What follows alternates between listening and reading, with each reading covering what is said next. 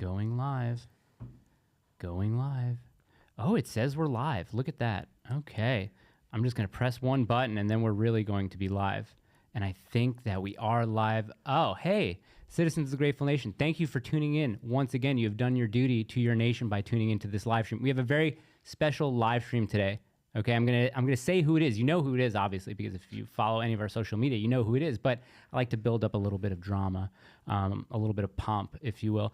But before I do that, I want to do a couple of reads, and I want to give a couple of shout outs to some friends who support us and support the channel. So here we go. Listen, go to sonorandefense.com. Sonoran Defense is a great place if you want to get some stippling work on your Glocks. If you want to get any cool, imagery done to your magazines, they can do that. Sonoran Defense can do that. YouTube has some special sort of rules when you do lives. Otherwise, I would show you the stippling work that I have on my Glock. But I can't do that. I don't want to do that because I don't want to get the stream shut down. Go to sonorandefense.com. Use the code IDG10 to get 10% at checkout. It doesn't work on the firearms. It just works on the stippling and the accessories. Even though they do sell firearms, the discount doesn't go to that. I don't control that. That's not my fault. Go talk to the Sonoran guys about that. sonorandefense.com. Go to that website and buy some stuff and use our code. Also, I'm excited to introduce two new sponsorships that we have. One has a code. The other one, we're waiting on it, but I'm just really excited to talk about it. Listen, are you at all familiar with any based skincare companies or even like hair products? You're probably not. But this guy, Van Man, let me tell you about him. This guy hates Big Pharma, just like I do, just like we do, just like I'm sure most of the citizens of Grateful Nation do. And he is making some really cool products by sourcing some really cool ingredients. He sources organic grass-fed beef tallow that he uses in his tallow and honey balm. It's fantastic. What I'm really excited about is using the tooth powder. It's not toothpaste. Toothpaste, generic toothpaste is full of chemicals and toxins. You don't want any of that, okay? Tooth powder from my guy, Van Man. He uses eggshell powder. He uses coconut activated charcoal, and he uses volcanic ash. Free of toxins, free of chemicals, make your teeth look good, make your teeth taste good, and then he's got some aloe wash that he sells separately. But listen, we're excited to partner with Van Man. We've got a code coming soon, but just go to the website. It's in the description. Go check out all that stuff. It's going to be fun. Also, I forgot to turn the TV down so I can kind of hear a little bit of an echo, so we're going to do that.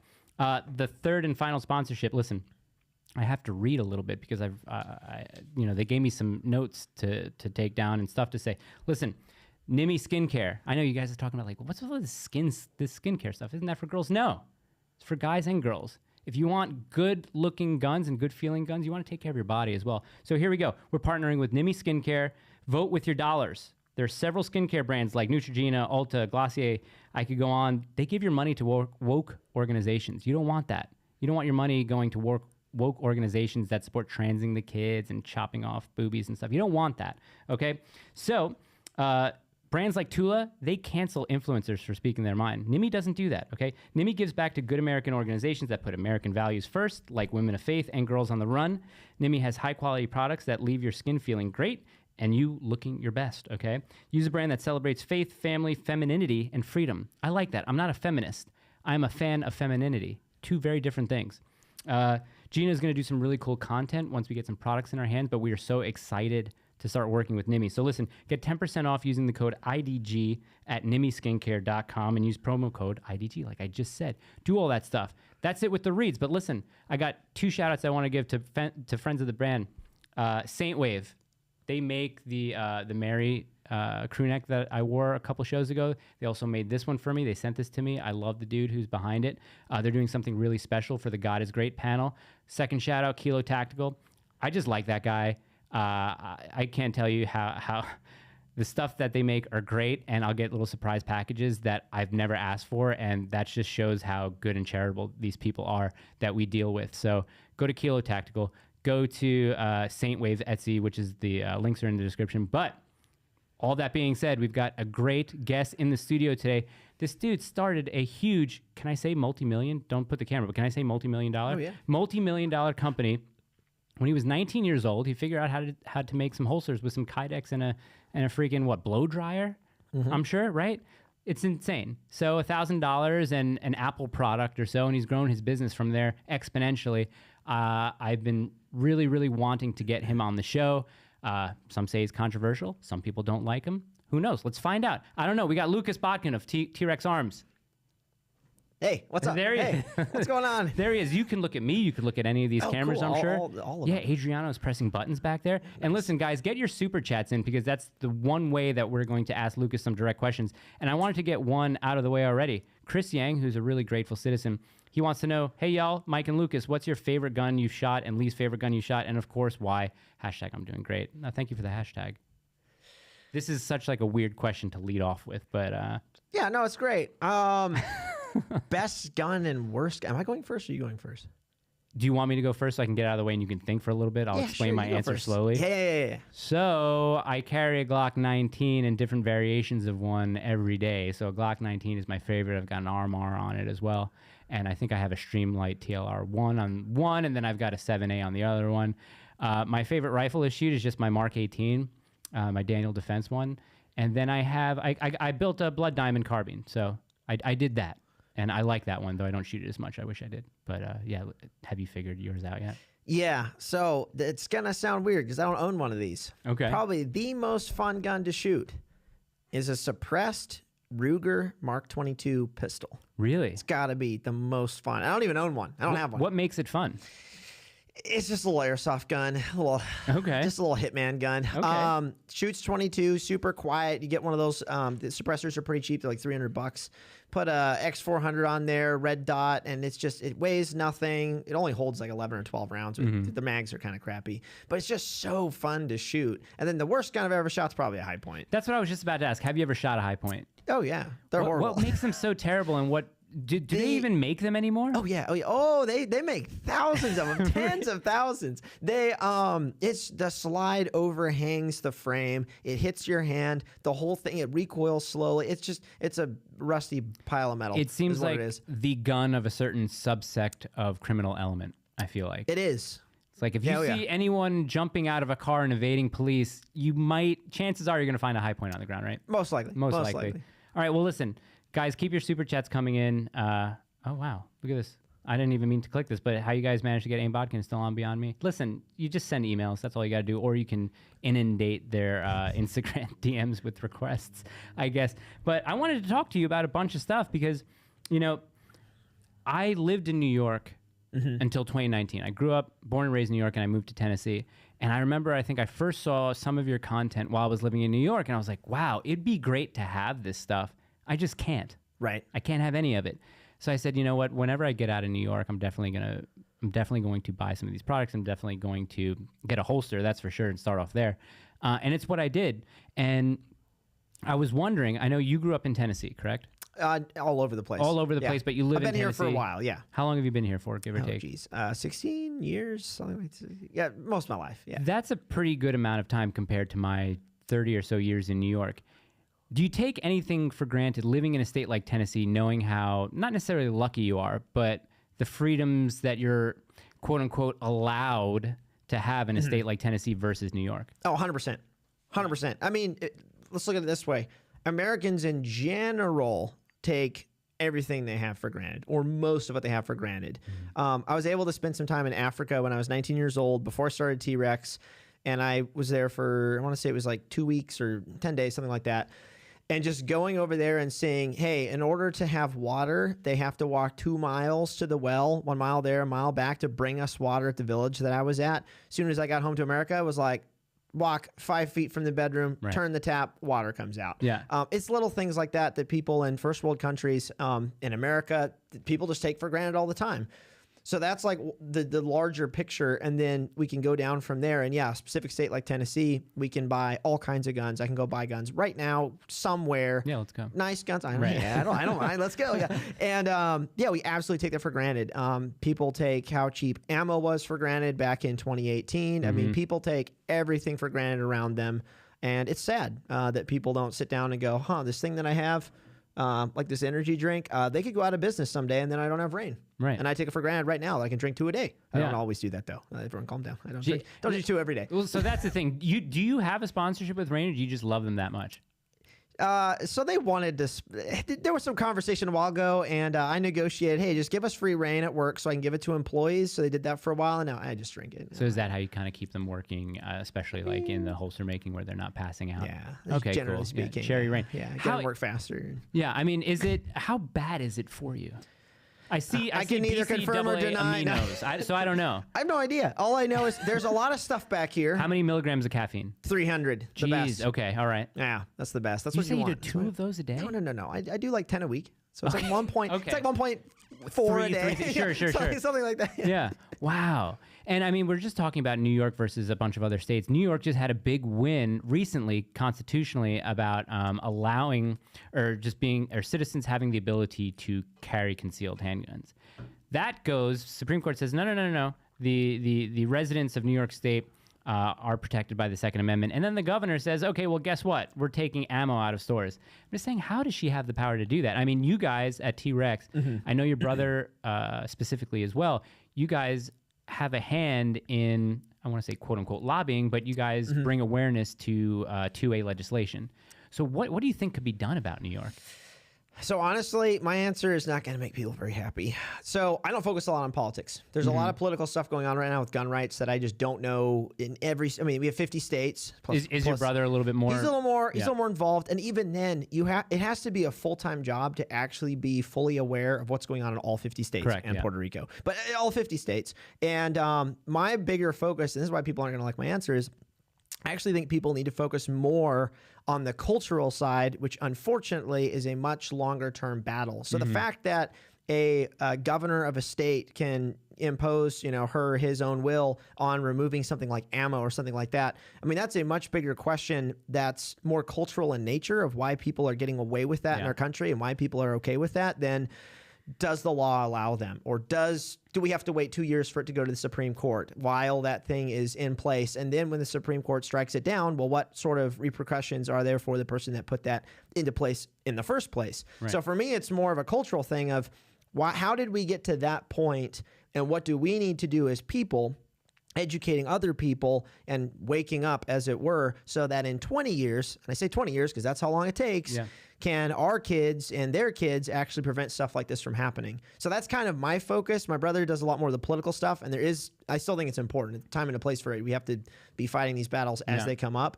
I'm just a lot more focused and interested in some of that cultural aspect, and that's why the gun industry has historically failed in basically everything, because they only operate, generally speaking, as more of a reactionary force to the laws and the regulations being dumped on them instead of, hey, let's get ahead of this and actually educate people so that in 20 years we can win back this right, or et cetera. Yeah, I mean, like I said with NIMI, people vote with their dollars, and the amount of people that are leaving New York State is probably going to hurt more than it's going to help New York State, because people are saying, listen, I don't have any freedoms here.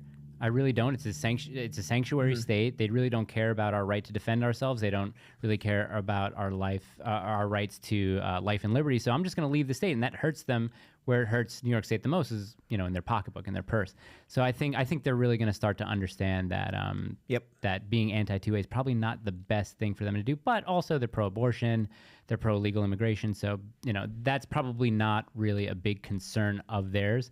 But I've also heard things that certain gun lobbying organizations aren't necessarily as pro-2A as you would think, because they need anti-gun legislations to exist in order for them to exist. Yep. So they might not go as hard against like red flag laws or stuff like that, or not raising the age to purchase weapons and stuff like that. So it's you just hit the nail right on the head. Yeah. So what I would love, and people have said, why doesn't T-Rex Arms start one? And who knows, maybe we will, is a gun rights organization that right out of the gate says our mission is to put ourselves out of business. And they fight for gun rights to a point that they win all the rights back, which would be no gun laws at all. And then they could just, turn all their systems off, go dormant. People could go get jobs other places. Yeah. The CEO who's making a fat 6 figures or whatever could go and work somewhere else as a CEO of another company or whatever. And then should the need arise that the Avengers, or whatever you want to call them, get together to be the lobby group again, well, they activate and they do that. Yeah. But you'll never see a gun rights organization nowadays say that, because they always need some form. And I've even heard there was this interview back at, I think it was SHOT Show or NRA Convention a long time ago, where it was a CEO of a gun company. It was a small one. It was like a firearms lube company, who literally said, hey, we need gun laws on the books to create an antithesis so that we can sell product. Like, just literally said the quiet part out loud. Yeah. And it was like, and if I had been on that panel, I wish I had been on that panel because I think I would have fried him. But nobody else on the panel really like. Or even anyone in the audience, like, what are you talking about? There were probably some people, but well, actually, if it was SHOT Show, there's probably nobody in the audience, and they were just faking it for like a podcast. Sure, you know. But that sentiment is held by people in the gun community, in the gun industry, and by firearms, and they may not say it. They may say it out loud, or they may not even think it maliciously, but they don't have a plan for, hey, what happens when the Supreme Court says, if they did, I'm not saying they would, no gun laws anymore. We're done. Right. And then states start, like the FFL systems goes away and everything. What would these gun rights organizations do? They don't have a plan for that. I really don't think they do. Yeah. They would find something else to send their newsletters out with saying, here's a free bag from China you can get if you sign up for $100, which I think is very ironic for a gun rights organization to do. And yeah, I would just love to see a gun rights organization that is built upon the idea of actually winning the rights back to the point of putting themselves out of business. Yeah. But we're not going to see that anytime soon, which is very sad. Weird. I know you heard gun policy, obviously, right? Mm-hmm. Like, I know they came under fire for a bit because they did defend the rights of, let's say, people who were protecting groomers, quote unquote groomers at drag shows, I believe it was in Texas, and saying, these people can own guns, they have every right to do that. And people are like, whoa, really? And I mean, I can go back and, our episode with Drew, I can't remember if I'm thinking about it correctly, but Drew's like, I have a very controversial take. And I think, people who were once in prison and who are now out have served their time, do they deserve the right to defend themselves? And the answer is, you're going to hate is probably yes. So I'm wondering, do I want groomers or people who protect groomers to have guns? No, because I'm not necessarily concerned about them. I have guns. I'm not too worried about that. But in like this weird meta way, I'm like, no, of course I don't want them to have guns, but I don't want to be a hypocrite. You know what I mean? Because I feel like that's like a 2-hour conversation in itself. You know what sure. I mean? I think the bigger issue is I think the gun thing is actually, it's kind of a moot point, to be perfectly honest. It's more of a, well, how do we deal with these people when they're caught doing this? Like, what's the justice system actually look like? Like, screw the gun conversation, to be honest. Yeah, arrest these people from having these things. When we have these people, what do we actually do with them? Why are they getting out or going into rehab or whatever? Like, that's the conversation that actually needs to happen. I don't really care whether they, I don't want to say I don't care if they have guns or not. I care more, where's the justice system actually at for people that are molesting these kids? And the answer is, well, we don't really have a justice system for that. I mean, it's pretty obvious that that's not really a goal of, depending on what administration is in. Yeah. So the whole gun conversation, and that's kind of an issue, kind of I don't want to say a beef I have with the gun industry, is they just focus so much on just the gun side of it versus rewinding to the, to the top, which is our justice system reform. Because I think a non-violent felon, and I hold the same controversial opinion, when they get out of prison, and I recently went to a prison for some stuff, met a bunch of, it's going to sound hilarious, some really great guys who've been in there for a very long time. Right. And when they get out, they should have every right to defend themselves. They didn't go in for a violent crime. They went in for like possessing like drugs or something like that. Right. And I'm like, yeah, that person should have the right to defend themselves. Like, they're a human created in the image of God. Like, they should absolutely have that. Right. Now, when we start talking like, a rapist or a murderer or, then it's like, okay, well, how can we actually have justice for those people? Why are those people actually getting out? And it's going to be tougher now because these people are being let out a lot faster now, whether it's with cashless bail or, waiting for their trial to begin. A lot of these people are just getting back into society. And what we're seeing is these people keep on perpetuating the crimes that they were getting locked up for. So that's going to be a really big problem that we're going to have to deal with. I feel like I'm drinking rain too. This is ridiculous. Kyle Backman, let's get him up on the screen here. Let's see. Best thing that came from Bruin decision, removed 2-step scrutiny test courts used after Heller, and now it is based on text history and tradition of restrictions in place during the ratification of the Second Amendment. Thanks, Kyle Beckman. Thank you for that super chat. That's the best thing that came from the Bruin decision, I guess. 2-step scrutiny tests. I know nothing about this. No, neither do I. I wish I was. It's like, what is he talking about? I think he's educating us. So, I mean, that's good. I mean, if we were to look into scrutiny tests, nice. I wanted to ask you a question, which I did listen to your answer because you actually gave an answer on the CBRN podcast. Was it the Art More podcast? Yeah.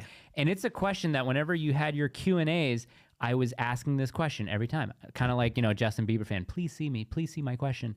And it had to do with, because I came from the menswear industry and all that I had was raw denim. So I was just saying, hey, some good denim. When you carry appendix, do you use denim with stretch? And you answered the question. I'm not going to say where you get your jeans from because that was kind of like a little point of contention for you.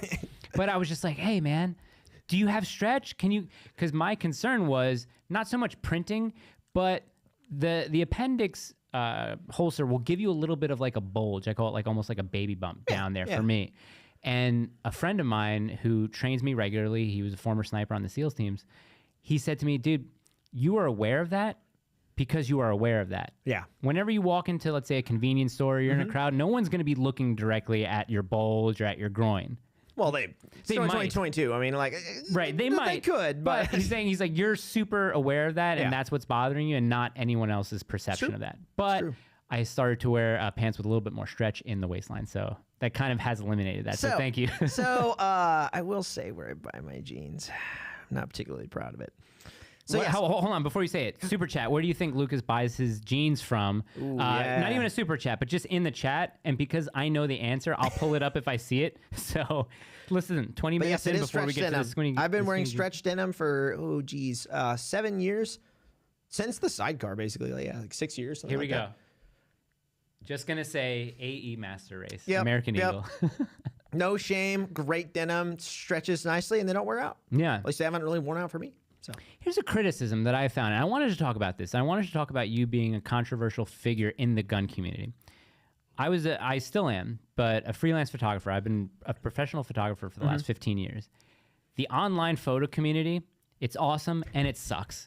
The online gun community, it's awesome and it sucks. What I find is that people are going to hate you for whatever freaking reason that they find a reason to hate you. Either it's like jealousy projected onto you from them, or just whatever reason.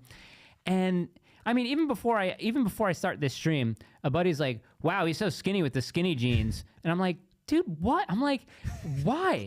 What's?" And I mean, listen, I do it too. When people don't like, Pitbulls, I'm like, "Oh, you're not a man. What kind of man hates a dog?" But I just want to know is like, what you can't help but be involved in a community online where it's just mindless hate directed at you, especially based on how one looks. Oh yeah, I get it all the time. How do you deal with that? So 3 years ago, that part never bothered me. Well, it bothered me early on, and then slowly I just used to develop thick skin after a while. You'd think this thick skin would make me, like more, muscular, but it didn't. But, so it bothered me a little bit, and then I would just go back to work. I'd be like, yeah, you know what? Screw that. I'm going to go back to making holsters and building this company. It was about 3 years ago that I actually started to tune out, like purposefully start building the discipline of tuning out unnecessary criticism. So like I just have a rule. I don't go to Reddit. I just never go to Reddit. People send me Reddit threads all the time. I'm like, look at these people and what they're saying. And if it had been 3 or 4 years ago, there was always this curiosity. I'd be at work or I'd be in a meeting or something. I'd be like, I know there's people talking about me right now. I saw this post on Instagram. They're talking about, me training some folks, or like how skinny I am, or my shooting, or saying I spent my video. And I'd have this inkling that I'd want to go check on it. But then like 3 years ago, I just was like, you know what? Those people aren't my customers. I have zero obligation to them. I've made no promises to those people. I'm never going to impress them. I might be able to impress like 1% of them, maybe by like swaying them over to my side somehow. They still watch you though. But they still watch. So I was just like, I'm out. I'm done. Like I won't go to Reddit. I won't go to their Instagram pages. I try not to block people super often, because I like them to be able to come back and like, look at the content and maybe get converted over. I block them sometimes. I ban people. I block like one a month, and then other than that, I'm like, maybe I'll win them over later. Yeah. But I was just building the discipline of, if I have no obligation to that person, then I really shouldn't care what they think, unless it's a legitimate criticism, which I get like maybe 6 a year from people who actually send me a message and go, "Hey man, there's this thing that I've seen you do. I have a concern that it is affecting the community this way. Sure. Here's my suggestion that I think you could do it better and achieve your mission more effectively." That's welcome. And I'm like, yes, always welcome. Great, awesome. I love it. Yeah. But I get like 6 a year, maybe. Yeah. Of that from people I don't know, and then I get some from my friends and associates and whatnot. But it really doesn't affect me anymore. Okay. When people say things about my wife, I'm not a big fan of that. But yeah, about my appearance, how skinny I am, how I shoot, how I run, drinking rain, I just don't care. It's all people talking about me, which is money, and any publicity is good publicity. So I'm good with it. I had a conversation with my wife the other day, and I was like, wow, what if we had the opportunity where a show, like let's say a big network was interested in, taking on the show. And I was like, oh man, I don't know, man. I wouldn't want to sell out. You know what I mean? I wouldn't want to be beholden to what I can and can't say based on a CEO or a CFO who runs the company.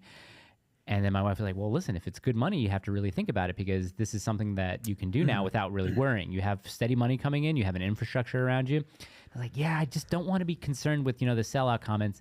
And she said something. She said, those people who call you a sellout, they're still going to watch the show. No, you're not wrong. You know 100%. They may not watch every show, but they'll still tune in. I said, oh, yeah, okay. That's very, very interesting. But let's talk about what spawned this question. How do you feel about these guys? They're cute. Yeah. I like how muscular and big they are. So there's a lot of controversy surrounding this not a breed type of dog. But I commented on a meme page. And oh, nice. I know the guy who runs the meme page, but he pinned my comment. So then I had all of his followers like kind of attack me and stuff. And it was weird because all I was saying, listen, 99% of people should not own Pitbulls, okay? And you really honestly can't blame the dog because what a lot of people like to do is impart human reasoning and logic and a conscience onto these animals, which, is impossible. They can't do this. A dog doesn't just one day decide to attack a kid because it's bored, okay? We know why they do it, but they're not making these conscious decisions to do these kind of things. And then that's all that I was saying. Yeah. I also said that you are just as likely to get struck by lightning and die from it as you are to get mauled to death by a pit bull, even if you're living with one, if you just go by the pure numbers. People were like, oh, dude, checked out your profile. Why don't you go take care of your kid rather than like complaining online? And I'm like, it's 10 o'clock. She's sleeping. Not only that, it's like, oh, you like guns and plate carriers and stuff, like go LARP. And I'm like, do big trucks scare you too? What is it with these people, especially men on the internet? And I'll fall into that trap every now and then. I'll be like, let me see what this guy looks like. I have to see what this guy looks like. And then I stop myself. I'm like, oh, okay, you don't fall into that. Don't pay any attention to it. And you do every now and then like have a good exchange back and forth. But it's just mostly guys with private profiles, 4 posts, and like 35 followers who are like, oh, dude, you look like such a hipster, my guy. And I'm like, how does that negate what I'm saying?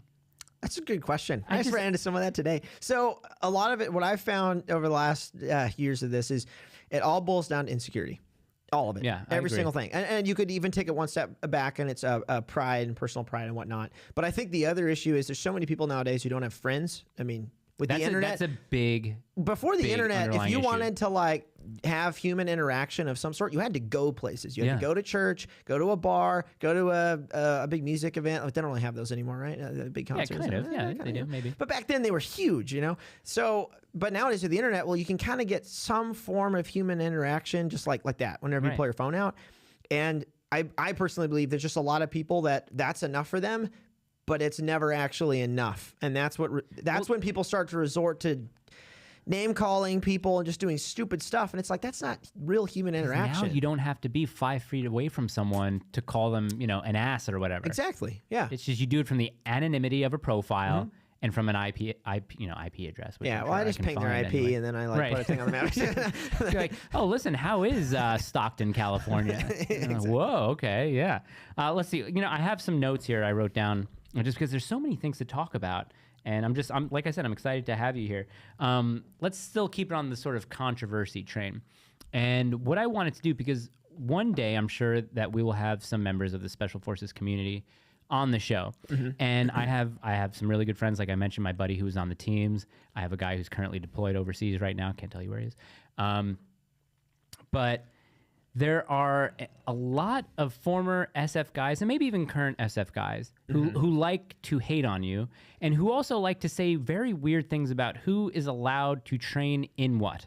And I think a lot of it comes from, joining the military is no easy feat. Going through basic, especially if you're in any of these special forces communities, Rangers, SEALs, any of the recon dudes in the Marines, these guys really go through hell to get their training done. Doesn't necessarily mean that they are the best shooters. Now, I think I could probably say this comfortably. A lot of those guys, when it comes to tactics, are probably extremely more well-versed than you are. Oh, yeah, 100%. And even some of them might be on the same shooting level. But as we spoke to Drew, a lot of guys, current military, who, the majority of the military aren't deployed into combat zones. They're not combat infantry. And most of the times, cops especially, not really as good as shooters as, the regular person would think they are. Yeah.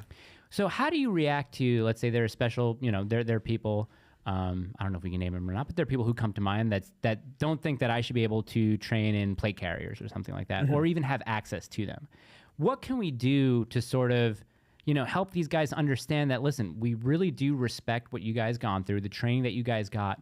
We admire that. We want to sort of emulate that, but maybe our mission in life, maybe our journey is not to serve, but we want to protect our families, we want to protect our communities, and we want to, protect people who aren't capable of protecting themselves. Like, what can we do to sort of bring these guys a little bit closer to us? And it sucks because it's online, but what can we do? I think, so it's sort of a multi-pronged approach. So the first one is, again, it comes down to culture. It comes down to educating, hey, this is why the average person needs to possess this type of equipment, this type of armament, and have this level of training. And so then we start, educating people on that. And it's a lot better than it was 10 years ago. I remember I would post a picture of myself in a plate carrier like 8 years ago. And like every single comment was, why do you have that? What is that? That's too small. You need a bigger one. You need like whatever. Nowadays, I can post a picture of the plate carrier and nobody really says anything, except for maybe one of these sort of veteran types that you talk about. So I think step number one is building the culture. This is the new baseline standard, kind of like the AR-15 is now pretty accepted. People can own AR-15s, and vets don't get too upset about people. Not all vets. Plate carriers and night vision, that's kind of the next one that guys are like, why on earth do you have this? Why are you doing SUT training? Why are you doing CQB training? Right. So the culture thing has to happen first, but I actually think a lot of the sort of inroads between both communities, if we want to really call it that, does fall on both groups. It falls on the citizens or the civilians, the non-military guys, to ask these guys for their expertise. Hey, we would like help in understanding these concepts that you all have just been paid millions, that the government has paid millions of dollars to train you guys. Right. We would like to get some of that if you're willing to share that with us. And then on the flip side, there needs to be vets on the other side who go, yeah, we would love to help you all. And so we start to create that sort of that highway of information, that exchange. But at the end of the day, there's always going to be that group of people on the outskirts who have massive ego insecurity problems, which again, this all comes down to insecurity, who don't like that regular citizens and regular folks out there are getting better kit than they had because it made them feel special. And I can understand it. If you spent years training to then get bino night vision and nice kit after years of training, and then all of a sudden this kid goes out and swipes his mom's credit card and buys the same night vision. Like, I kind of get it. Like, I kind of understand why you might be a little pissed off that all this work you did to get this nice equipment, AOR1 or whatever, this other okay, just what I'm about. Like, I get it, because I kind of run into the same thing sometimes where I've worked 9 years to build this very successful business. That's what I was just about to ask you. Yeah. And I see these other kind of business, entrepreneur types who get started, or they get a bunch of investment money, or their software idea explodes and it's bigger than mine. And I'm like, they haven't put in 9 years of work like I have. It creeps up and it happens. We all have that sort of that ego problem. I think it's inherent in every one of us too. Yeah. Absolutely. So to some extent, I think there's that group of people that I don't want to say we'll never reach, but they're going to need a major paradigm shift in just their own personal ego, and they're going to have to get humbled somehow at some point to go, you know what, I was wrong. And that's really what has to happen, is to go, I was wrong in what I thought about citizen responsibility, my duty as a special operations guy to our country, or military guy, whatever, and actually have that sort of come to Jesus moment, and then go, you know what, I want to invest completely in the community and these people, because I'm a civilian now, just like everyone else. I'm now out of the military. I'm not special anymore. I'm now a civilian just like everyone else, and now I can work with people and still do cool stuff working with civilians. I think there are people, I'll say like Tim Kennedy, that just, I don't know what it is, but you talk about ego like that, and like I said, we all have that ego, but I think it's with the online adoration and following as well that contributes that to a lot more, because I see people like Tim Kennedy, and then I see someone like from one of these brands that I love, which is SC Irregulars, this dude Slade who runs it. I like it because it's almost like clothes too. It's like he puts out cool clothes with Kilo and stuff like that, but he also does, certain gun or rifle accessories that are really cool. But when you watch his content, he doesn't have the air or the ego of a former SF dude, of a former SEAL. I mean, I'm pretty sure dude was, I think he was SEAL Team 6. I want to say, like, who knows, but I could be wrong. But when you see him online, I'm like, oh, this dude's a chill dude. He's advocating for, not the average normie to have this stuff, but someone who's really dedicated and learning and training about this stuff to have the ability to have this stuff. And I'm like, oh, dude, like Slade from SC is really fucking cool. And like a bunch of these other guys are really cool. So I want to see more of those and less of like the Dakota Myers and Tim Kennedys of the world. Because it just, it sucks. There's maybe an 18-year-old kid, a 19-year-old kid who maybe has the desire to, let's say, not join the military, but maybe start a family young and be able to protect that family. And when he sees people kind of in a community that he really likes kind of talk down to him, it kind of sucks. Yeah, I mean, if you think about it, and I've had these conversations with guys who told me you should have joined the military. You amount to nothing because you didn't join the military. Like I've had people literally tell me that, and I'm like, all right, that's interesting. But if we actually, again, rewind and kind of step back, it would be impossible for our entire economic society to have all able-bodied men join the military. Right, the United States Switzerland. would not work. Yeah, exactly. The United States would not function if everyone were a career soldier. It's impossible. Yeah. You have to have people who are running manufacturing companies, doing agriculture, who are doctors, who are nurses, who are firefighters. Like these people are essential to our country working. There's a small subset of people. I think it's like 2 million people in the military, something like that, 3 million. And our population is 386 million or something Exactly. It's a very small percent of our people 1%. in the armed forces. Yeah, it's tiny. And some people could argue it's still too big, but military industrial complex and all that. Yeah. But it shouldn't be expected that every single person join the military. Now, what should be expected is that every able-bodied man in the United States of America is willing and able to pick up a rifle and defend the country should the need arise from an enemy who's foreign or domestic, depending on what it is.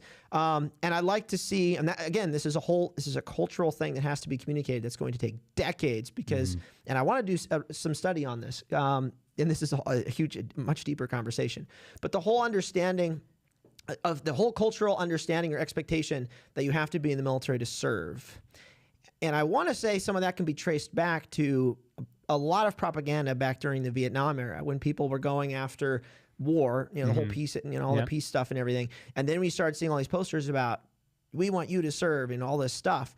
And it started to, I want to say, and I think that it deserves further study, if that's when the propaganda for the United States military really started to change and shift. Because in World War II, it was very different. In those guys Korea, were compelled. World War II, exactly. Absolutely compelled. It was very different. And we're seeing now that the way that military, the military's been treated, in the early GWAT and now in the, 2020s, it's just very different than it was in prior years in American history. Yeah. And I think it's worth some study. I don't have the answers to this, but I kind of have some theories that, let's do it. Maybe we can look into some this. propaganda there. And I think it's actually hurting and damaging young men's expectations because I get messaged all the time from young men who are like, hey, I can't join the military. I got some medical thing, I think there's a ton of paperwork you can actually fill out to get like an exemption. Yeah. But it's so much that people aren't all doing that. And they message me and they go, what can I do for our country? What can I do for my countrymen that's not join the military? Or it's guys who go, I don't really want to serve under the Biden administration. So what can I do for the country that's more productive or, whatever? And then I have that conversation with them. And your past reflects your answer, which you did volunteer at a fire department. I was assuming locally. And I grew up on Long Island. And I think virtually all the fire departments on Long Island were volunteer firehouses. In Westbury, it was a volunteer firehouse. And I just remember, hey, you get great tax opportunities, but you weren't paid. No. Like, you don't make money from this. I lost money doing it. Yeah, exactly. But I mean, that desire to serve your community is something that, I don't want to say that it's lost on this generation or even ours, but I don't see it being as big as, let's say, my father's, my grandfather's. My grandfather... My uncle, my grandmother was a Marine. My grandfather was shot out of a B-17. And I had this desire, because I went to college, I majored in history, and I had this desire to archive veterans' experiences during the Second World War. And there's a great channel on YouTube called, I think it's like Memoirs of Veterans or Memoirs of World War II, where this guy goes and interviews people. So I started to do stuff like that. And I remember asking one guy in Pennsylvania who was in... I think he was in Patton's Third Army, and he was on a tank or something like that. And I said, when Pearl Harbor happened, what went through your mind? And he said, the desire to protect my country and the people that I love. I said, was that your only compulsion? He was like, no one else thought any differently. There wasn't any politics involved. It was just we all had to defend our country. And I was just like, wow, I don't see that anymore. Yeah. I don't get that. There was an element of that when the Twin Towers came down. Yeah. And again, I'm assuming some things here. I don't know if that same sort of desire to serve existed in some of our prior wars, even just right before then. Yeah. The Twin Towers, it was a very similar sort of attack, catalyst to Pearl Harbor. Because you talk to a lot of guys back then who they were at a gas station, or they were at, buying a new car. They saw it happen and went Yeah. straight to a recruiting station. And yeah, that's been lost for a very long time. And when you even talk to guys who are joining now, like, they're not necessarily joining for that reason. I've talked to some guys who are like, yeah, I joined because I didn't have any other prospects. I didn't have a job. You get a bonus I and just you need can get a to truck. go get a job. It is kind of a paved career path. If you do for 4 years, you get your GI Bill and everything. Pay Like, for college. Yep. you get told what to do. And I've talked to a lot of guys like that, and that's, a little different than the people who, joined during, right after the Twin Towers came down, or right after Pearl Harbor. Right. Again, I'm not, this is when We're people, spitballing this here, is folks. when people freak out and are like, Lucas State's veterans. Like, But No, I do no, we know what you're saying. but I do think it's worth exploring, because I actually do believe that the sort of the culture of service to just your countrymen is lost nowadays. I mean, Yeah. look at a lot of the young people nowadays, and I can say this because I'm 29 years old, like, I'm young, but young people, is entitlement. It's selfish entitlement for the most part. Not everyone, but for the most part, it's what can I get from society today, not what can I give back. I use it as such, like, now that I look back on it, it was such a cop out, I think. And I mean, it wasn't, because he was looking out for me, but I was in senior year of high school when 9/11 happened. And I just remember it happened being on Long Island. Some kids got pulled out of classes because their parents were either killed or they were in the building and got out. But I remember, I think a couple months after that, I said to my grandfather, I kind of want to join up. I really do. I want to be in, I want to be in your shoes. I want to serve the country in a time of war, knowing what I know now. Thankfully, I didn't do that. But he said he thought about it. And I think a week later, he came back to me and he said, really think about this hard. I really, really don't want you to do it, only because I don't want what happened to me to happen to you. I mean, he was in a POW camp for many months, and it sucked. And I get that. And I think that wasn't ultimately the reason why I didn't join up or anything like that. But I've always looked back on that time and been like, damn. I mean, I tell my buddy who's deployed now, I'm like, I feel like I regret that. He's like, don't, dude, you can do the same shit over here. And I'm like, okay, yeah, kind of. He's not wrong. And I would venture to say that He's also not a hick. He doesn't talk like that.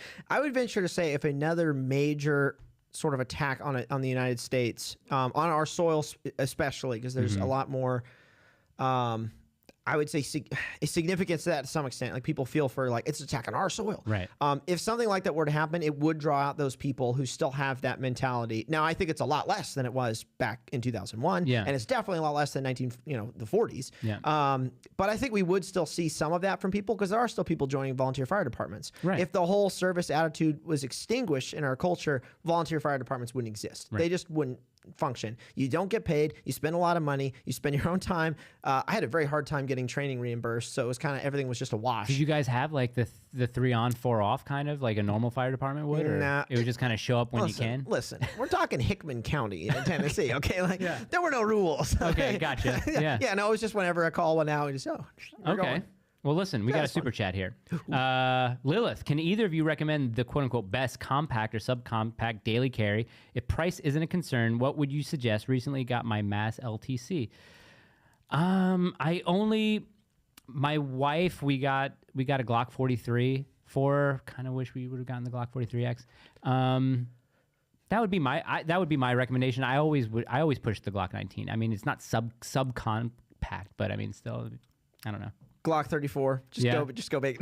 All the new hybrid pistols, hybrid compacts. There's not a name for them. Like the 365 X Macro or whatever it's called. Yeah. That gun's pretty cool, actually. Granted, it hasn't been out long enough to see, if it's not going to fall apart. But the Glock 48, 43X. My wife carries a Glock 19. She shoots it a lot better than the 43X that she has with the red dot. Yeah. She prefers her 19. So can't really go wrong with any of the new guns. I would just recommend staying away from 32 ACB and 380 and just get a 9mm, because everything is 9mm. I've been seeing this lately. How is SIG doing as far as its marketing game compared to other gun companies? Because I don't see any influencers getting guns from Glock. I guess they don't really have to send out guns. Is that the thing that SIG's like, we're kind of lacking here? Okay. I think it's also We've had some conversations with the SIG marketing team, and they're definitely a little more, I don't want to say progressive than some of these other gun companies that are behind by about 10 years. But yeah, a lot of these gun companies just don't have influencer marketing models. They don't have the budgets for that, or they're not putting the budget there. They just sell guns to police departments, and they're happy with that. And Yeah. they, just get guns out to people. So I feel that. Isaac H., I think with the current culture, if there was an attack on our soil, a lot of people wouldn't enlist but would prepare to protect their families at home. Interesting. Yeah. Okay. From Hans. Hans is just the most wholesome commenter that we have in our nation. Just stop bys on every video. Hey guys, great video. Love to see it. Waiting for the next one. We love Hans. Gonna watch this weekend. Shut up and take my money. God bless. He's great. Let's see. What else do we have here? Listen, the mantra of your company, inspire, educate, equip. Mm-hmm. What do you have? I know you talk about it a lot, but as far as like future education plans, because what sucks is, I wanted to ask you this. I don't have access to an outdoor range. Yeah. And I'm tired of going to indoor ranges constantly. Oh, yeah. What can I do? I mean, other than like finding a group of like-minded people who maybe have access, like what can we do? Like, can we encourage our local governments to build outdoor gun ranges like they do skate parks? Like, what can we do? All right, I'm gonna spill the beans on a project that I'm working on right now. So finding quality ranges is difficult, and there hasn't been a good resource in the industry or in the market. NSSF has like a range locator, but it's not very robust. So what we're working on right now, and I don't have a time frame for when this is launching, is a range locator section of our website where users submit data about their local range. The address, the name, and then they go through and add what amenities it has, whether it's indoor, outdoor. Can you rent bays? Can you shoot at night? Can you shoot machine guns? Do they check to see if you have tax stamps on your guns? Okay. All sorts of stuff. And then after we populate this this map, it'll be all visualized. You can then select what state you're in. You can filter by what amenities you want. Do you want to shoot machine guns? Do you want to rent your own bay? Do you want to shoot at night? And then all the ranges that fit those requirements show up on that map, which would be very helpful for me when I travel and go, is there a range around here that'll let me shoot 400 meters? And I literally click that. I go, I'm in Kentucky. And then I go, oh, there's only one range. Website or app? It's you don't have to go into it. We don't. Okay. Yeah. Sure. My sort of my agenda behind this app, I'll just spill it. Yeah. Is to put fuddy gun ranges out of business. Oh, okay. And make better gun ranges, because what'll happen is, if this map gets used a lot by people and customers really start to use it to find the good ranges, it will help encourage the ranges that don't have these amenities or have all these rules to go, because rapid fire will be on there. Right. Ranges that don't allow rapid fire, well, they're going to be on there. So then ranges will start going, ooh, if we want to have I don't want to say T-Rex stamp of approval, but like to show up on this map that hundreds of thousands of people are seeing and millions of people are seeing every year, well, we need to up our game. Can you define like the fuddy gunny ranges? Because when I hear you say like fuddy gun range, I think of the range officer, but I don't want to put that all on the range officer, because he probably has to deal with a lot of bullshit every day on the range. So what do you mean when you talk about like a fuddy gun range? Usually it's gun ranges that have so many, I can understand why, liability and all that stuff, but like they have so many rules that it just doesn't make sense. The rapid fire one's a perfect example. And a lot of it can be case by case. If you see someone who's just firing off their semi-auto Uzi, pretending like it's a full auto and shooting the ceiling, like that's a problem. Go deal with that person. Right. If you see someone really controlled with their Glock, just drilling a target 10 meters downrange, let them do it. Why are you stepping up and saying no rapid fire and then shutting them down from training? A lot of it comes down to, it really does come down to the range officer in a lot of cases, because a lot of this is case by case basis with shooters, with the patrons of the gun range. But some of the rules the gun ranges have, like, wanting to double check tax stamps and stuff like that, like you're not really under any liability to have to do that for the government. You don't have to do the ATF's job for them. Right. But a lot of people just try to go the extra mile, or they have some sort of authority complex, and it's just, we don't need to do any of that. But look at that. Only 3 rounds per second. Yeah. Oh, my goodness. I wanted to talk to you about some tax stamp stuff, obviously, because I'm sure you deal with that, not through your company or anything like that. Yeah. But I went on a Reddit thread, because I did some research, obviously, before, because I have been following you, but, I want to, like, see. Reddit's can I get to that? Why did a lot of people seem to have problems with you pushing the idea of a truck gun? I don't understand that. I have a truck gun. It's scary. Yeah. It's unnecessary. Is it, though? No, that's what I'm saying. Yeah, it's just here's what comes down. Again, this all boils down to insecurity. If someone thinks they're prepared by, they finally carry it, because there's lots of people out there that don't like that other people carry guns because they don't. Right. And so there's some insecurity there often where it's, oh, you're more prepared than me, and there's this weird sort of clash. But it's kind of the same thing. You have guys that carry guns. maybe only on Sunday when they go to church. Right. And they get a little insecure about people carrying guns all week. And then you have guys who carry guns who then get insecure by someone who carries a rifle in the car because they're kind of one-upping them in that area. That's what I've found in the past. People really think that has anything to do with them? People make everything about them. But listen, when I got my family in the car, there's a truck gun in the car, as Good, well as one yes. on me. And there's also my armor that's in there too. Nice. And I don't say, Based. well, wow, looks really cool, and I want to emulate everything he does, because I'm like, no, that seems practical. What I tell my wife is, I'm like, I even talk to her about things like, if we're sitting in traffic somewhere and someone just happens to go off and it's coming towards us, we can't get out of there. Yep. You better believe you're gonna get on the phone. I'm gonna put on my stuff, and if it happens, I gotta go take care of it. But please tell the police what I'm wearing. Like, you know what I mean? Like, have those conversations with people. Like, it's not about one-upping anybody else or having cooler guns. Listen, I have a law folder. Oh, wow, his freaking brace folds it. Yeah, it does, because it's a necessity to fit in the bag. But I don't see how anyone would really... and I mean, of course it does. But how someone would think this guy's one-upping me, so, like, I'm going to go hate on that?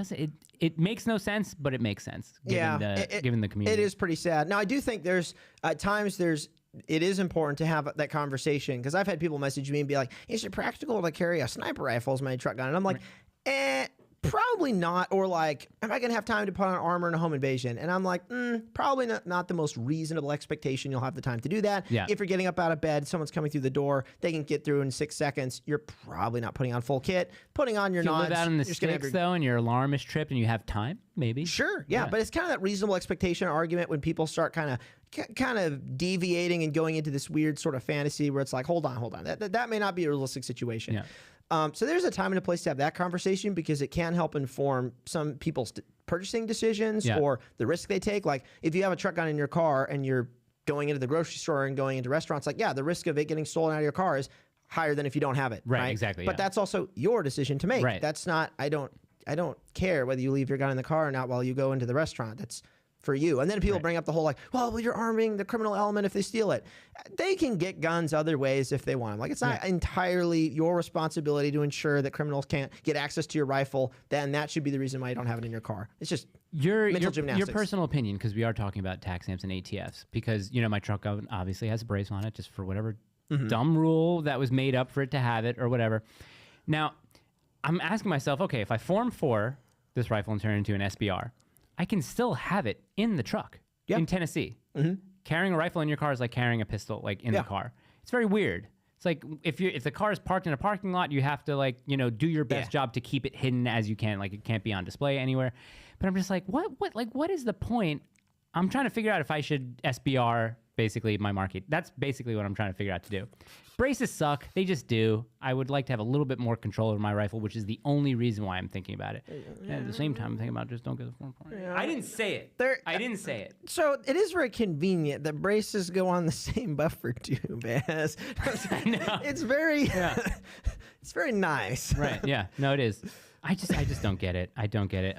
We might see. So what I'm looking forward to. So Tennessee, I think we just there was some SBR bill stuff that just got passed. I want to say, which is super cool. But I'm looking forward to see if the whole brace thing, in the process of that going away, it actually brings the whole SBR conversation to the forefront. Yeah, which could be really nice. Listen, I did some digging on YouTube. YouTube is one of the most valuable places to gain information that you can, because someone at the range, I went to go take a class, one of these like the gunfighter courses or whatever.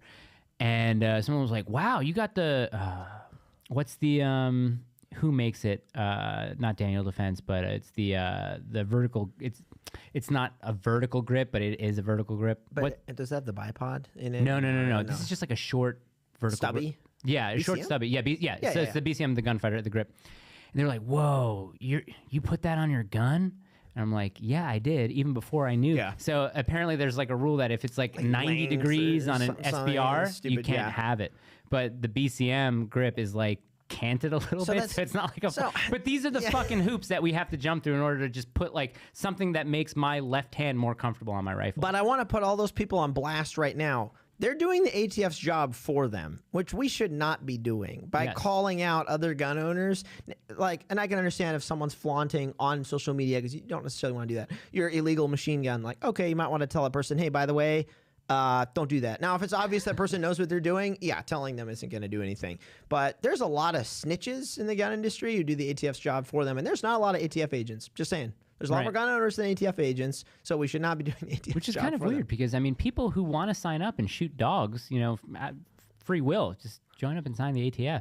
Yeah, join up and sign. Join up and sign up and join the You go ATF. to FLETC, go through the training, and then get into, I wonder how well these guys are actually trained. They're just basically It's not great. They're bureaucrats, right? Like Yeah, they're I've just been checking to- boxes. Yeah, and- I've watched some training at FLETC. It's not great.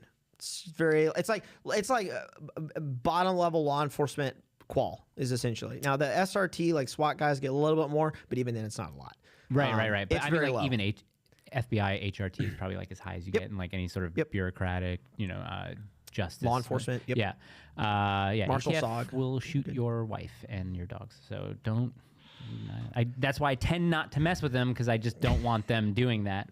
I don't know. Okay, so we did talk about future education. We talked about this new either website or app or whatever it could be. Do you have any desires to run classes? It's always something that I'm looking forward to, especially if it's someone I really enjoy watching. Like, damn, I wonder if they do any classes or anything like that. And I think in your history you've kind of been like, I don't know what kind of class it would be or what I would necessarily teach. It'd be shoot gooder. Yeah, shoot gooder. Shoot gooder. No, so right now I only do. I don't think I'll ever teach firearms classes. It's a lot of time commitment. It is fun. It's a little bit different. There's risk. There's liability. There's all that good stuff. Right now I only do contract courses for.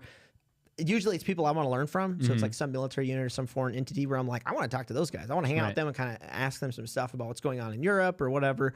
And so usually it's more like an exchange of, I give them some free firearms training or it costs money or whatever. In exchange, I bug them with questions like during breaks. And I'm like, so what's going on in Ukraine right now? That's what's going on over here. So like I do that right now. That's kind of a little bit more strategic, but I'll probably never teach classes just because the time commitment there versus doing a video that's accessible to millions of people is just, it's not really comparable. Right. I don't mind teaching classes. It's really fun and it's invigorating, but it's just a question of time and effort and risk and money and reward. And I get it. It is. Well, let's talk about you simping for Ukraine because you did a little bit, or at least that's how people took it. What happened with that? Because what exactly did you talk about? What was going on in Ukraine?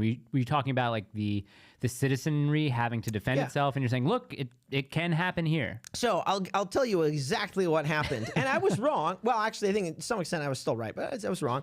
I gave a benefit of a doubt that the conflict and what was going on with it, that the resistance that was mounting was for good. And I still believe a lot of it was.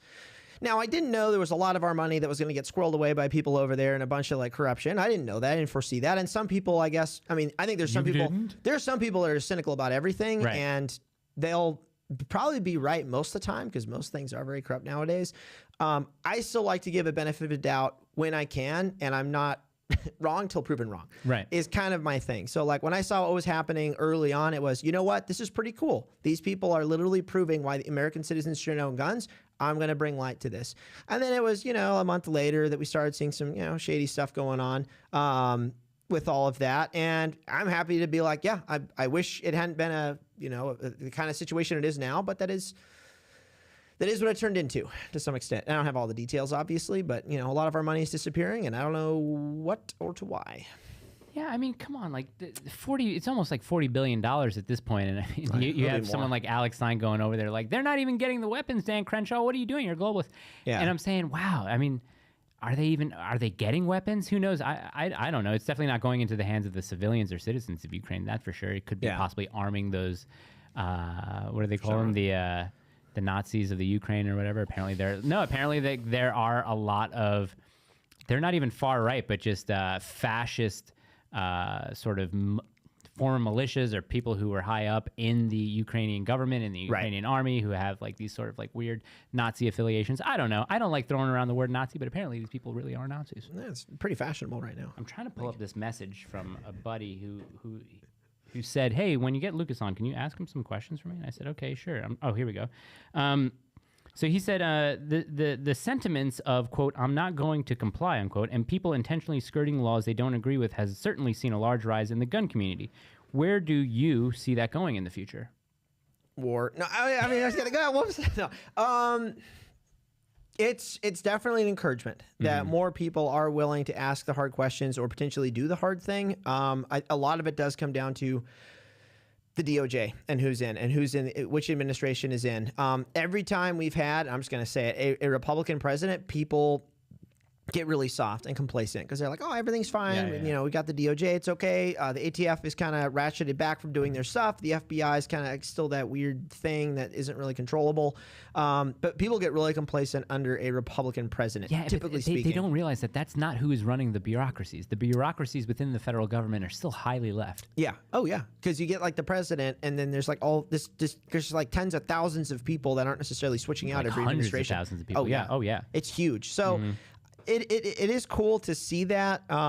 It will be interesting to see when people are actually challenged on a much broader level, entire groups or entire states, and actually see how people comply or don't, or how they go about it. You know, is it sort of a quiet, you know, sort of an effort going on behind the scenes that's, you know, in basements and you know, in the dark of night and stuff like that? Or is it a more public sort of Battle of Runnymede thing where everyone shows up, kind of like the Bundy Ranch thing back in like 2009 I remember or whatever it was. So that'll be interesting to see. I think culture is getting a lot better when it comes to gun ownership. I mean, we're seeing it in just the kinds of equipment people buy, what they're willing to talk about, what they're willing to do. But the fact of the matter is we lose a lot of our gun laws when we have our gun rights when we have a Republican president, which sucks, like bump stocks. This is number 2. Lucas has personally spoken about, quote, gatekeeping being a good thing, but how does one balance accountability while still attracting people to the community and without slipping into the aggression of cancel culture, fractioning groups that the left kind of went through over the last 10 years?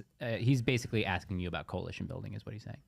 Based. No. So I do want to shut down this idea. There's this weird idea out there, and I think it's really utopian, and it's an unrealistic expectation, and that is that we are all one unified family. If we own a gun, we're all on the same side. Right, well, exactly. Guess what? Communists own guns too. I ain't on their side. That's not going to happen. So that really needs to be discussed first. Is what level of unity for groups is a actual realistic expectation? Because there's a lot of people in the gun industry I would never want involved in any sort of resistance effort with me. I just wouldn't want them involved. There's people that say, if I have a gun and you don't, I can take your food. That's not a friend on my side. That will be labeled an enemy by whatever group I'm a part of because they're stealing from people, innocent people, and affecting people's lives. Right. So right there, we know that there's a lot of splits in different groups in the gun industry with a different moral standard, which will effectively dictate what they do when things go bad. Yeah. And the gun industry is probably split into hundreds of those. And I don't expect it to get unified ever because it's all based on someone's moral compass. It's based on religion, how they were raised, culture. Do they have Thanksgiving with their family? Do they, you know, whatever it happens to be.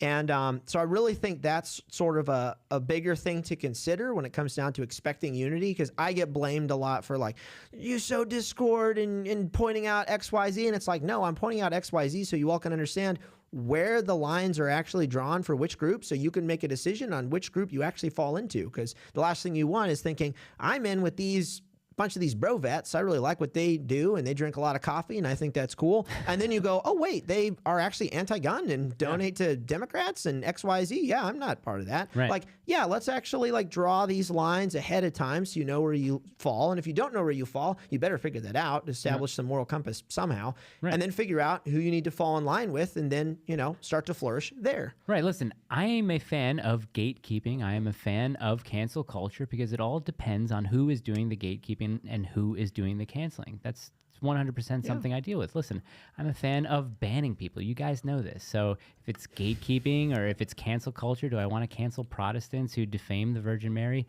Yeah, I do, kind of. But no, I'm just joking. That's a joke. Obviously, you can see. I will say I will happily gatekeep Antifa from buying from T-rex Arms. Oh, well, how can you do that, though? Well, my idea is I take a big Antifa flag with a big X and I sew it on the back of every product. Oh, really? Yeah. And we don't actually do that right now. No, look, that's a hard thing to do as someone who runs a business. But I know that you are very idealistic and you're not scared of saying, these are the people I don't want to buy from me. These are the people who I do. I mean, you even have on your website, when you go to checkout, you have a little box that one can tick that says, listen, you get a little cool discount if you say here that you're willing to use this item in defense of family, friends, community, and stuff like that. Are you willing to do that? Yeah, and I think that's very important. I also agree with you not being able to sell Antifa weapons. I just don't logistically. I don't know how you do that. We don't have to. We have a right to not sell to them, and they have a right not to do things for us. But there's no special box when you're checking out that's like, "Are you Antifa?" And Not someone's yet. gonna go, "Yeah, not yet." Not until the election coming up. Well, listen, I wanted to talk a little bit too about something that you talked about before, religion and God. You talked about it on a podcast before. I won't go necessarily directly into what you talked about on another podcast, but I find it's safe to assume that you are of a Protestant denomination, right? Are you able to say which one, or do you get into that, or? So I'd say non-denominational, leaning more one of Baptist. the 30,000. Yeah, one of the 30,000, leaning a little bit more Baptist. The church we go to right now is a little more. It's not mainstream. It's not a mega church by any means. Do your preachers wear sneakers? Sometimes, yeah. Hoodies? Sometimes. No. Okay, ripped jeans? They wear a sport coat. No ripped jeans. Okay. No. Okay. But there is a band. There is are a drummers. Okay. Yeah, so Do you like Catholics? they're all right. Okay. I've got a few that work for me. So Yeah. it's Oh, okay. nice. Okay, cool. Yeah, that's what I was going to ask you too, because in the company, I know that religion plays a very big part in your life, and it's a big part of your value system, as Christianity would be to anyone. So, has there been a history of anyone not partaking in the? I mean, I don't know if you guys do daily prayers or if you have get-togethers that specifically talk about Christianity and stuff like that. Yeah, so we have a tradition in the company that everyone's very aware of. When they come in for interviews and stuff, I post about it on social media because I'm like, hey, I want people to know this is a thing that we do. Yeah. It's not mandatory. I don't go to it every day, or some weeks I don't go to it at all. And it is prayer at 12 o'clock. Usually we have two facility buildings, and if it's raining out and horrible, or cold, one group goes to the break room in one building, and one group goes to the break room in the other. It's also time to go over announcements, prayer requests, things like that. Probably 90% of the company are there for that at 12 o'clock, because that's usually when most people take break for lunch. That's nice, yeah. But it's not mandatory. Not everyone has to go. Some of us, if we have a meeting that goes late, we keep having our meeting. We'll go to it, the next day. So and then there's some Bible studies that occur before work. Some people come in and have Bible studies. I know of like 2 that are going on right now. I wouldn't go. Catholics don't read the Bible, apparently. Good to know. You have like some beads and stuff, right? Rosary. Well, that's what I was about to ask you. If I got hired at T-rex Arms, would I be like, hey, man, like, how long is my break? An hour? Okay, like, can I pray the rosary? I need 30 minutes. Can I do that? And I'm sure.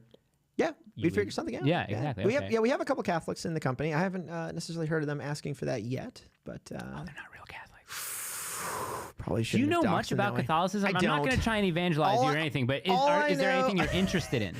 All I know is back in the day they did some pretty pretty shady stuff. No, I actually the Crusades were based. Let's not talk about the Crusades. The Crusades were justified and based. Yeah, the Children's Crusade though is, I don't know about that one, but yeah, I don't disagree. We don't bring that up. Yeah, we don't. I only bring that up because I watched the Luc Besson movie. If you guys are familiar with Luc Besson, he directed The Fifth Element and The Transporter. He directed this movie with Mia Jovovich in it called The Messenger, Joan of Arc, and it's with like John Malkovich. I don't know why people cast him and stuff, but he plays Louis. Does he play Louis the Seventh, or he plays whoever the King of France was at the time? Yeah, but it was this weird Catholic fever dream. It was kind of awesome. Really? Yeah. But John Malkovich as a King of France is just it's an odd choice. Yeah, I know. It's very odd.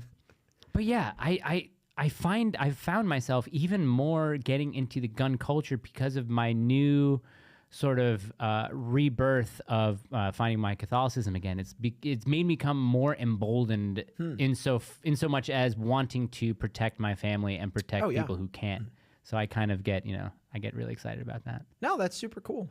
Interesting. Huh. There's definitely some correlation there, I'm sure. And a lot of it comes down to, I would assume, your value of human life through what you believe. I would assume is where a lot of it comes from. I mean, that's where it comes from. People ask me all the time, like, do you make decisions for the business based on what you believe religiously? And I'm like, yes, I do. Like, my value of human life have to. is, my value of human life is stemmed from my religion and what I believe, and that does dictate decisions that I make for T-rex Arms, 100%. Okay. Like what kinds of products we want to sell, what kind of education, this whole firing range thing, it's based on the importance and the value of human life that we have as a company, which is not necessarily an entirely religious concept, because other people can have that without necessarily believing in a certain religion.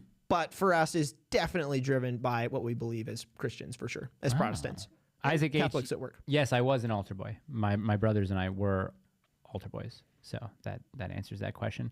I'll answer questions that are non super chat, but super chats get the priority. Like I'm saying, send the super chats in, and if you want to ask questions, if I like them, then I'll ask them, obviously. So we can do that. What else we got? There's so many that we got, and I asked you about the outdoor range. Listen, you developed the sidecar, which is the holster that I'm wearing right now. Oh, nice. When you were 21. Do you wear the 2.0? Because I have the original every day that I still wear. The original one. Yeah, I wear the new one. It's nice. It is nice. This one, though, I've got a tourniquet on. Oh, really? Nice. Yeah. Okay. This one conforms with my little pouch on my belly. That's why I kind of like it. Okay. But I did wear the 2.0 at 4 o'clock when I went to church. I tried that for the first time. Oh, nice. Yeah. That's a harder draw to get used to. Oh, yeah. It's horrible. I was putting it back. I was like, where? Yeah, where is it? It's Where back is here somewhere? Yeah, it's a weird draw. Yeah. But yeah, the sidecar, were there any appendix holsters that existed like the sidecar before you developed your own? Okay, I'm going to badmouth one because, yes, there was one. It was close, but it wasn't good enough for me. That sounds really narcissistic. You don't have to name. You don't have to name the company. I don't care. I name it. Look, I would say it to their face, so I'm going to say it here. At the time in 2014 is I think when I started working on the sidecar. There was a holster that had just come out called the G-Code Incog, and Travis Haley was pushing it. And the fascinating thing about the holster was it was a standard pancake holster with this fuzzy material on it, which was kind of like, whoa, tactical fuzz. And which was actually like pretty lame later on when sweat and debris and stuff gets attached to it and it peels away. And but a mag carrier could be attached to it. Okay. Now the mag carrier was attached with very flimsy kydex, and the magazine could bend outwards, and the holster didn't accommodate red dots because it sat really close. So then when like 2015, 2014 hit and people started putting RMRs on pistols, well, that holster with the mag carrier attached didn't work anymore.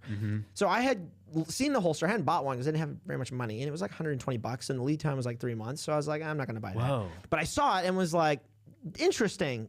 But I know the problems that it has based on just the construction and seeing it and looking at it. And so then I started playing with, well, what if I fuse the whole thing together into one thing where we don't have that flex and that play in the middle, and then we angle the magazine so it's easier to grab, and we make room for red dots because I had just gotten an RMR. And that's how the sidecar started to take shape. And it was huge at the beginning. The Mark I was like a dinner plate. It was massive. And then it slowly slimmed down to where it's at now. But the G-Code Incog, you don't really see them anywhere anymore. Pretty big. It is pretty big. Yeah. I guess maybe that's why I was having a problem with like kind of like my... What, you're saying the new sidecar's big? No, it's not. No, the new one's not. Yeah. But the original one... the old ones were massive. I still love it, though. I wear it every day. Like, it's my main... Well, I have bad news for you. When that breaks, and it probably will someday... You're not going to get another one. Unless you go to eBay and pay some money. Yeah. So, Glock, right? Right hand? Yeah. You could actually find it's one. It's in multicam black, though. Yeah, it's not happening. Yeah, I love multicam. You're not going to find that. I'm a multicam black fanboy. I love it. That's what's so great about the community, that there are actual, like, multicam black Instagrams that only post like multicam black stuff. Like, I love them. Actually, I haven't seen those. I'm kind of bummed that you didn't make your play carriers in multicam black. I have reasons for that. You didn't like... I have ideological reasons for that. What's your favorite type of camo? Well, okay, this question, your favorite type of camo, you can have your favorite type of camo, and then you can have your camo that works best, like your practical one that works best where you live, right? So for me, the one that I kind of have drifted towards would probably be like any sort of like OD green or something like that. It's not camo, but like that sort of color. Multicam regular doesn't really work in the kind of rural area of Tennessee. Not rural area, but the area that I live in, Tennessee. That's why I repainted my rifle the other day. But I love multicam black. What do you like? Don't say tropical. No, I actually don't like it. It's too green. It's too like Robin Hood, and I have like I'll look like even more. I have tights on like Robin Hood. And I'm not about jeans, that. Yeah. I'm skinny, but I'm not about that. So Woodland M81 is probably the most practical based on this environment. The other reason I like M81 Woodland is United States forces don't really wear it. Law enforcement doesn't really wear it, not anymore. Yeah. So it could be seen as more of a citizen defense force type camouflage in our country. Okay.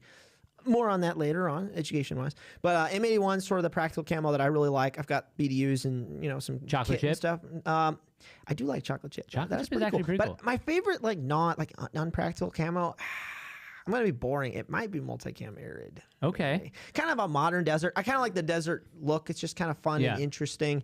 Not super practical necessarily where we live, but I like arid quite a lot. Why is Tiger Stripe so cool? Because the CIA wears it. Yeah. That's it. The interesting thing is when I came from the menswear industry, I worked specifically for this brand called Double RL, which was a Ralph Lauren brand. But what it did was it recreated, and Ralph Lauren has this amazing archive in Manhattan that only employees can go to, but it's where they have every original, like, any jean that they would make, they would replicate like a Levi's from like 1935 because it had this specific type of brass piece or whatever on it. So RRL would make their own version of it, but at the archive, this piece existed. Oh, wow. So I assume I didn't get to see this in particular, but we also sold vintage military, vintage workwear, along with the contemporary pieces that we made that mimicked them. So I learned a lot from my manager at the time. Was a huge camo head. So he was like, "Oh yeah, tiger stripe." And I was like, "Wow, tiger stripe's pretty cool." He's like, "You know the history of it? How the Vietnamese armies used tiger stripe at the beginning of the Vietnam War, and then the advisors, the SEAL teams, the Green Berets, they would buy their own. They weren't issued it, so they bought their own tiger stripe, and these tiger stripe came in the silver tiger, the tadpole tiger, and then it was like the golden tiger, and all these different variations of tiger stripe. Really, I think that's where people start. They're like, tiger stripe's really cool, and then they get into this camouflage, rabbit hole. I don't know. Yeah, I don't do a whole lot of that. You don't like the tiger stripe? I don't wear camo. I just don't. When I go to the range, I'm like, Listen, I just want to wear. Tiger stripe I want to wear. Is sexy as hell. I wear the same jeans all week. I'll say it. I'm proud. Okay. So I'm pretty boring. What? These are. I'm actually wearing these Dickies, or like a slim Dickies. Oh, interesting. They're pretty good. Huh. They're $30. I'll have to check them Go out. to Dickies. They're I'm really boring. I'm boring. I don't like dress up at work with like some cool stuff. I just wear like a hoodie and jeans. Oh, listen. Burberry says Desert Tiger is cool. Oh yeah. Oh, that's this? the GRS. Like CIA GRS stuff. My yeah, fave is Alpine Multicam. Oh. What's Alpine Multicam? I kind of have to look it up now. It's the white. Hold on. Picture is just sort of white and kind of light gray. That goes. Yeah, I'm looking at crosses. Okay, I'm Nice. sorry. Okay, we'll get off of that one just because. Yeah, I was looking at crosses to put in my room. How does the Byzantine cross make you feel? The Byzantine Empire was pretty base. Not gonna lie. Constantinople, very rad, very very cool. Yeah, 1,000-year empire, one of the only ones ever in history, if not the only one in history, actually. You know, Joan of Arc seems to have been. She would be a really big 2A advocate, I think. This story of her is just insane. She has these visions. She goes to the king. She goes to the. You assume the gun industry would like to rally behind a woman, though. Well, maybe Joan of Arc, because listen to this. She goes to the Dauphin and she says, "Listen, France needs to be freed from the tyranny that England is imposing on it. Give me armies." And the king says, "Well, I mean, do you know, like someone was like, do you know what this is?" And she's like, "No." He's like, "Well, it's artillery. You kind of have to know what it is if you're going to use it." And she's like, "God tells me what to use. That doesn't matter."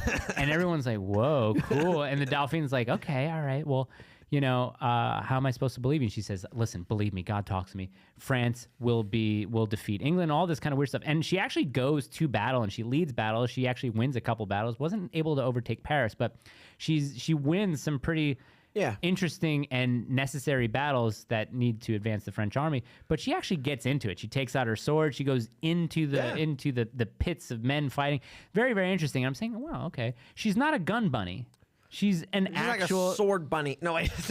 it's so weird because I'm in deep with maybe 2 or 3 communities online: photo community, gun community, and the golf community. Really, the golf community and the gun community have this weird crossover with the bunnies. So you get like these really hot girls who really don't care about guns. They just kind of play with them. I'm going to go play golf at the top they wear golf. The short skirts. Yeah, and everything. I don't get it. Is it beneficial? Yes or no? You're not going to come off as a misogynist. No. No, because and here's why. The problem is in my opinion, it does harm to all of the women who aren't doing that and how men see them. Okay. That's the issue, in my opinion, is when you have women who put themselves out there in this way, in my opinion, it disrespects all the other women out there who aren't doing that, who are trying to just do their thing and, go out and get jobs and careers and be mothers and have kids and stuff. And meanwhile, you have all these chicks on OnlyFans and stuff. That's how I see it. Yeah. Is it sort of disrespect? There are some good female influencers out there who are pretty educational and informative. I don't disagree. Well, yeah, especially like when let's say I want to buy my wife a holster. Let's see what, a girl who has maybe her frame or her body type or something that is comfortable with her, and I can recommend it to her. Because I don't know how it feels to her. She definitely couldn't do this sidecar. I don't think. Not generally a holster I'd recommend for women, but there are some who do wear them. Okay, yeah, I mean, until Catholic destroyed it. What is he talking? Oh, Constantinople was great, and then Catholics destroyed it. Oh, of course, yeah. Yeah. Yeah. I should stream on guys. Cozy. Listen, Oh, okay. If Nick will have me, I think he actually maybe. I mean, he wouldn't say not to. Now I think there's probably infighting in the chat about. Oh, I'm sure about religion. About Constantinople. Yeah, you know what you should do if you'd like to. We're having a panel on Christianity. It's called the God is Great panel on theology, where we are having a representative from the Orthodox community, the Catholic community, and the Protestant community, doing a live event where we're going to discuss where do we agree on things, where do we depart on things, and it should be really interesting. It's happening December 10th in Nashville. The speakers are going to be announced very shortly. It's public, like, yeah. Like a spectator event. You buy a ticket. Are we giving like tomatoes and stuff to throw people? No. Oh, okay. The Catholics will be given the tomatoes. Oh, I see. No, yeah. Okay. The Sounds Protestants fun. will be given feathers, but nothing to tar them with. So you can throw a feather; it won't really do. Yeah, so it's no, more but like, it's really nice. interesting. And I'm wondering, do you ever think about any other Christian denominations and wonder how they do things? Because you said non-denominational Baptist. Do you ever wonder, what happens during a Catholic mass or an Orthodox? Nah, no? no, I do. So I'm not super. Say theologically minded. There's some of my brothers are much more into that than I am, much more involved than I am in that. So there's a lot of like denominations like Church of Christ and Mormons and stuff where I'm like, are they the ones that do this? Are they the ones that do like blood transfusions and don't do this and this? And it's very hard. I don't even make an attempt. Christian scientists. I don't even make an attempt to understand, and that's my own probably issue, and I need to resolve that at some point, of like keeping everyone straight. Because to some extent, I don't want to say I don't care, but to some extent my mission has been to arm people and try to get them prepared and prevent gun legislation from stripping away our rights so that we can be massacred in 50 years. Yeah. So to some extent, I don't really care to some extent what other sects of Christians or Catholics really think, because it doesn't necessarily play into what I'm trying to do. It is intriguing, though. So. It is. Oh, yeah. Very intriguing. What drives people? Because religion is what drives people, whether they worship themselves or worship something else. It's very interesting. I was praying the rosary today, as I try to do every day, and I had this very weird feeling that sometimes I get emotional during it because it's a very contemplative time. Oh yeah. And Protestants will say that it is repetitive sort of pagan worship, which it isn't. But I reflected on my life from, let's say, the age of 18 to now. And I felt that it was wasted in a way that I wasn't honoring God. Right. And I felt bad. I felt I started tearing up a little bit. I was like, God, you were probably so ashamed of me. Even though you love me, you were probably so ashamed of me for me straying away from the faith. And I bet you're super happy and stoked about me coming back to it, which I am now. But it was something that I had never really thought about before up until now, which I thought was really interesting. But the panel is going to cover some really interesting topics, because there are some things that obviously Protestants and Catholics or Orthodox may agree on, but there are a bunch that we don't. So that's the whole reason that we did the panel, because when Gina and I, sorry Gina's not here, but Adriano's here. So we do have a Gina representative in the studio today. They're married, obviously. Yeah. But when we started the show, obviously we are a Christian, extreme right-wing adjacent podcast. So Gina, were you guys going to church when we were doing the podcast? Yeah, right? You guys, okay. I wasn't. So a lot of people in the comments were like, Mike, come back. We want you to come back. Oh, wow. And it wasn't like, okay, I'm not a real conservative if I don't go to church or anything like that. But the more people started talking about it, people would point out blasphemy of like taking the Lord's name in vain and stuff like that. And I would brush it off and be like, you guys are really... And then one day it just clicked. And I don't know what it was. And and I'm super deep into it right now. And I don't want to treat it as like a fad. I'm trying to make it more of my lifestyle and bringing my family in and stuff like that. Hey, a super chat. $9.99, Joseph Marr. Met Lucas earlier this year for a job interview. Ended up staying in Michigan. The Christian commitment of T-Rex leadership was awesome to see. Are you ever going to sell nods and accessories / helmets? Imagine if this question went the other way. I hate him. I can't believe it. And I just read it. I brought it up. So it's fine with me. There's a lot of people out there that hate me. Thanks, Joseph. Am I supposed to answer that? Yeah, you can. Yeah, I mean, are you ever going to sell nods and accessories? Let's just say it definitely plays into the mission and the vision of the company. And there are things in motion. But, and I will say this, it is very hard to break into some of these. So we're a fairly large company when it comes to the amount of attention that we get, the amount of sales that we get. Generally when people come through, they're surprised about how big, because they think we're a little holster company. Like, no, we're a multi-million-dollar company that gets millions of people that visit our site, and we have we sell a lot of product. Right. The downside is when we go to a company, like a helmet company or a night vision company, and we go, hey, we need this many units in order to stay stocked. It's not margin. It's actually not usually margin. It's, oh, yeah, we're sorry. We can only give you this many because the government is taking this many. And I go, gotcha. And for a lot of companies, even just last year, we were taking in sales numbers, and we had companies telling us, oh, that's government contract like type numbers that you're giving us. Like, that's a lot. And we were like, cool. Yeah. Like, we'll do it. But the problem with like helmets and night vision and some of this other equipment is it's very hard to get good volume to actually stay stocked based on the size that we're at, which is a blessing and a curse. So, is that an issue with body armor at all? Not really. Okay. Now, and it's kind of like come down a little bit. I mean, it'll ramp up for like next year, but it's kind of come down some. There's a lot of market saturation, a lot of armor companies who are now finally selling to everyone, which is great. Yeah. But night vision's a little more complicated to manufacture.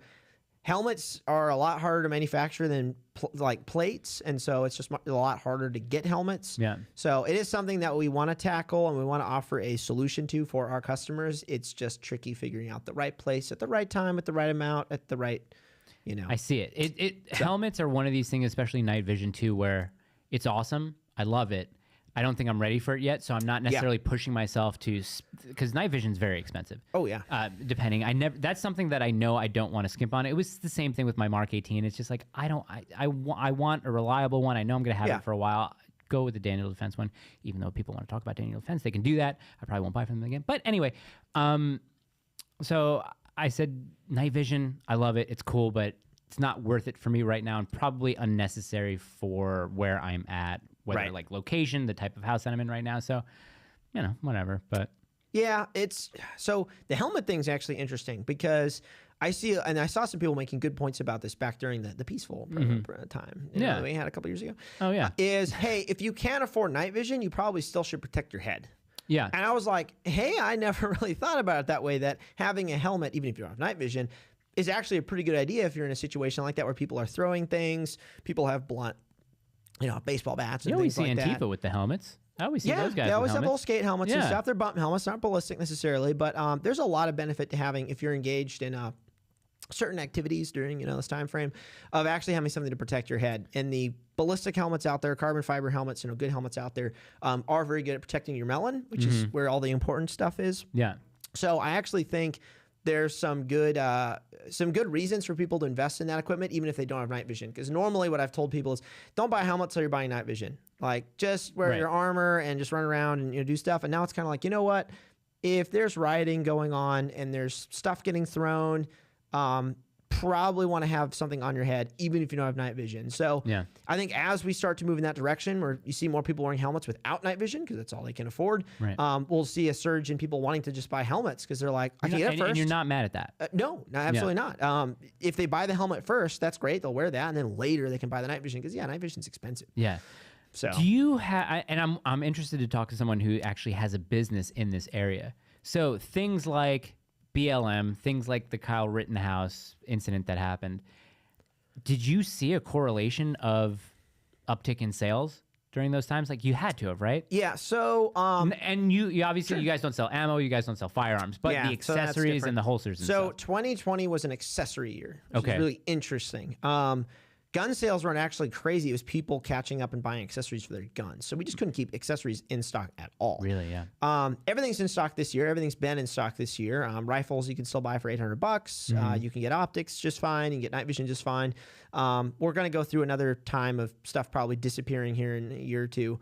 But certain events, usually the smaller one, I don't want to say the Kyle Rittenhouse was smaller, but that was a little bit of a smaller event. We didn't see a huge sales uptick from that. But when the war hit and we talked to other companies, our sales literally went up to very consistently for, I want to say it was... Wait, which war? Ukraine? Yeah. Oh, really? As soon as Ukraine kicked off, Americans, because that's when the news, started throwing up. We saw the footage of helicopters getting shot out of the sky, which a lot of it was ARMA footage, but whatever. Right. And so people were like, oh, there's ships being sunk with... World War III is happening now. And the media, obviously, they got their clicks out of it. They got their ad revenue. They definitely blew it up. But we saw sales go up for 6 weeks. Really? It was boom, 6 weeks. And it was very consistent. And then it slowly came down when the media stopped kind of talking about it quite as much. People got used to it. Now it's just the thing that's happening. People get desensitized very quickly. Yeah. So, and we talked to other companies and they were like, yep, exact same thing. 6 weeks of massive sales and then it tapers down and goes back to normal. So certain events like that happen. the event that happened in January last year Yes. did a lot of that. It did a lot. There was a lot of sales during that time leading up to the event. And then like the week or two after the event, it was very high, and then it slowly kind of tapered off. What is the average? I wonder even how to word this question where it makes sense. What's the average order at T-Rex look like?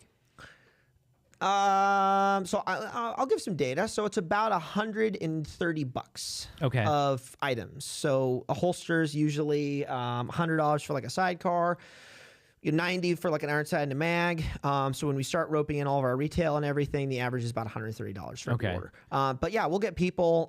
We just had a celebrity, I won't say who it is, who dropped over 30 grand in one order, which was insane. Probably customer, so I probably can't. But but that was like, oh wow, that's a lot of money for a single order. That's kind of wild. Yeah. And then we get units that order, like holsters for all their guys for like an ODA. So it'll be, like 20 holsters or something like that. Sure. The Marines will order like 100 at a time for MARSOC.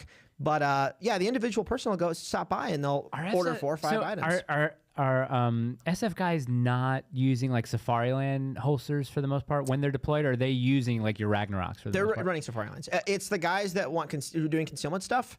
Gotcha. Who buy a lot of our holster. There have been a lot of guys though that are running the Ragnarok because some of the SEAL guys because there's no lock parts that can get locked from the saltwater.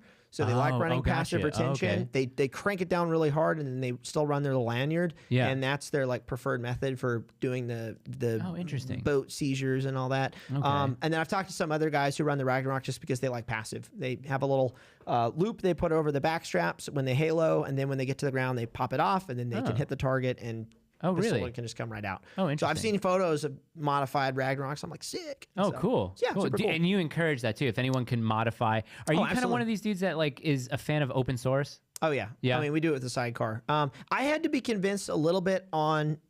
It wasn't very much though on the sidecar. I love people modifying our gear. I really don't have a huge problem with it. I know CS will hate me for saying that, but I don't have a huge problem because I modify so much gear because I'm a consumer. Like I cut, like I was cutting into like a chest rig the other day, and people in the armory were watching me. Were like, no, don't cut that. And I'm like, snip. Just pull that off. Try glide on, buckle on. So I can retrofit something. I've been doing that with kit for a decade now, and so like I expect people to do that with our gear, and that's fine with me. And I assume you don't only use your gear because I mean, I know with Drew, like he's always testing stuff and always using a bunch of gear, and it's great because places like Haley or Spiritus, yeah, like I see you guys using their products. I use a lot of their product as well, and it's just like how much of your gear of items that aren't your gear do you tend to recommend? Pretty much all the time, right? A ton. So I only wear our gear probably 40% of the time. Or 30. Situation dependent, I'm sure. Yeah. For like and some of it's just like testing gear. Like I want to run the Cry CPC, a big plate carrier. I just want to wear it and get time in on it. So that's not like, I think the carrier I'm wearing for the video we're working on right now, for like half the video, we don't sell anything on it. Right. We don't have anything. The armor, the magazine carriers, nothing. It's good product. We recommend it to people. That's the thing we really pride ourselves on because our mission is to equip people. That doesn't mean we're doing the equipping, but we can direct people to those places to buy that product. Well, that's where Educate comes in. Yep, that's exactly where we educate people to go somewhere else to then get equipped by them, which could be a different kind of holster. Like we have a list of holster companies that our customer service team has that we recommend for holsters that we don't make or guns that we don't make holsters for. And we update the list every once in a while. We kind of try to keep a pulse on those companies, see if they're companies we want to recommend, check their lead times. But we literally send sales to all sorts of companies' ways because that's our goal. We're not trying to just get all the sales and tell people our plate carrier is the best because it's not the best. There's other ones out there that do different things better, and I would rather people get that product than ours if that's what they need. The reason why I liked yours the most because I was talking to someone who works for another company, and he was saying, ours is great. But then when I was looking at yours, I was like, there's not too much I have to modify here. There's not a bunch of like movable parts that require me to have this. So I was like, yours, super easy, throw it on, cummerbund, boom, done. Yep. And that's what I liked about it, just the ease of putting it on, the ease of use. And not to knock the other one, because the other one's fucking cool. But yeah, you mentioned customer service yelled at you. Why is your customer service so good? And it really is. I'm not saying it because he's here. I don't buy his products because he's coming on the show. Like, I started buying his stuff like 2 years ago, but customer service, you buy something, oftentimes you will get a shipping notification same day, later in the day, that your label has been printed, just waiting to get picked up. And because I just happen to live local, I get my stuff probably a little bit quicker. But why are they so good? Answering emails, everything. So it originally started, when I started the company, one of my goals was, and I didn't have a lot of goals when I started. I was just spending all my time cranking out holsters and stuff. But as the company kind of got bigger, I realized, I need to actually like set some goals of like how I want this company to function and what I want it to be. And one of the goals that I've had is I want our company connected to the customer and never become this soulless, faceless company, which is what most companies are. So that's one of the reasons I decided, hey, I'm going to put myself out there as the public figure, face of the company, so that someone they can interact with who represents the company, which has, in my opinion, been very successful for the company. People generally, I'm a very polarizing person, but I'm either someone who people really like or someone that people really don't like. And I'll take that any day But over that's not your fault. not necessarily. It could be attributed to you, yes, but like it's not necessarily your fault because we talked about the whole internet community But stuff. one of my things that I did early on is when I would write emails back to people, I didn't want to sound like just some email bot. And I wanted to answer every email. So if someone would write to us about what gun do you recommend or what optic or whatever, I would answer that, but way before we even sold those items. And it got to the point where people were coming to us for handgun recommendations even before they would need a holster. So we were starting to kind of build this culture. We didn't have it all written out like SOPs and stuff. And I'm responding to every DM on Instagram, which most companies in the industry at the time said, don't DM us. Like, we won't answer them. And I didn't like that because I'm like, if I'm a consumer, because a lot of this is I'm trying to build a company that I want to buy from, I want to be able to talk to anyone there, any which way, and get an answer somehow. And then when Kyle took over the customer service department, he really started to build that. He could dedicate all his time into it. He's a big fan of service in general. He used to work in the food industry and sort of, very, very dedicated to that.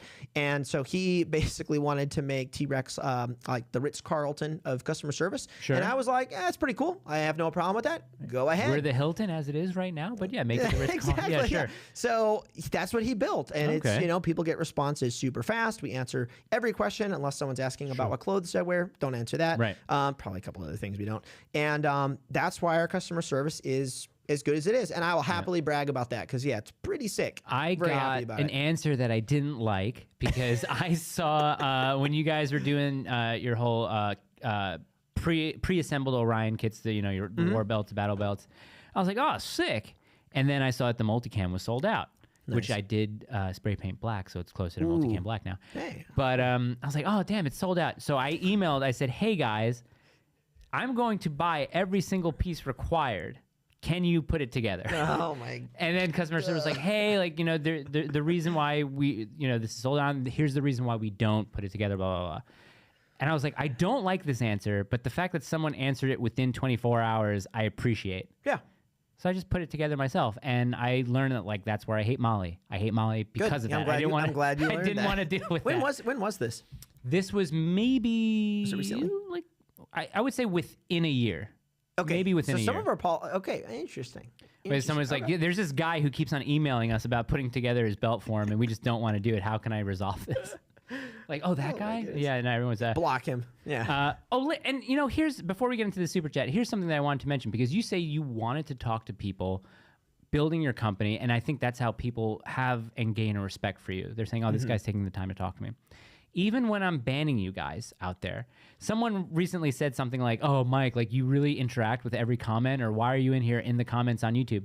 It's because I really do want to talk to you guys, and I do want to get to know who you are. And that's why there are people like Hans who will comment and instantly kind of like make the video a little bit better. And there are a bunch of people whose names I know right off the bat. We've had conversations, even when we disagreed. There's some people who I banned that, they just get banned.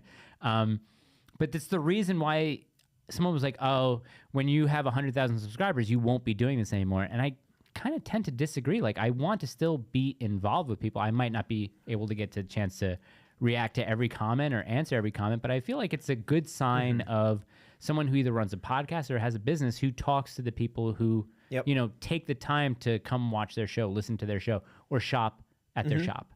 So I really do commend you for that. And that's why one of the reasons why your customer service is so good. Matthew Williamson, hey, Lucas, thanks for the $5, by the way. Can you talk about manufacturing here in the USA and how important that is to you versus what you would be saved manufacturing overseas? Yeah, so in my opinion, this is going to be a very spicy take. Manufacturing in the USA is totally serving the country, 100%. You're creating jobs, you're creating livelihoods for families and people who have kids and people who are raising the next generation. We have to have manufacturing in this country.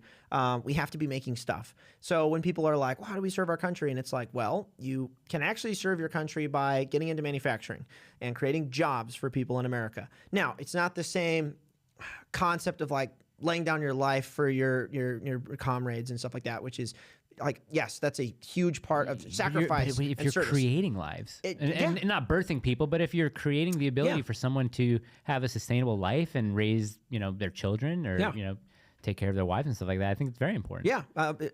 Creating jobs. And like, this is another element that my wife and I are also working on that, this is a lot of what she handles, and that's real estate investing. And we're taking our customer service approach in T-rex Arms into how we operate as landlords, which if you look at what's been going on, China and other private equity firms have been buying up a lot of the houses here in the country.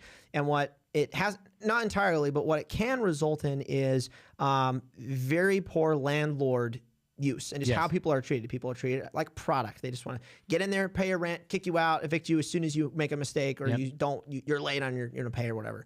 And we're trying to take the same customer service approach at T-rex Arms of treating people the way we want to be treated with how we operate as landlords, because we have a bunch of rental houses, and so we're learning some stuff there. But that's another element that I really do think people need to be involved in, because housing, I mean, that's where like we have our families. That's where we do stuff.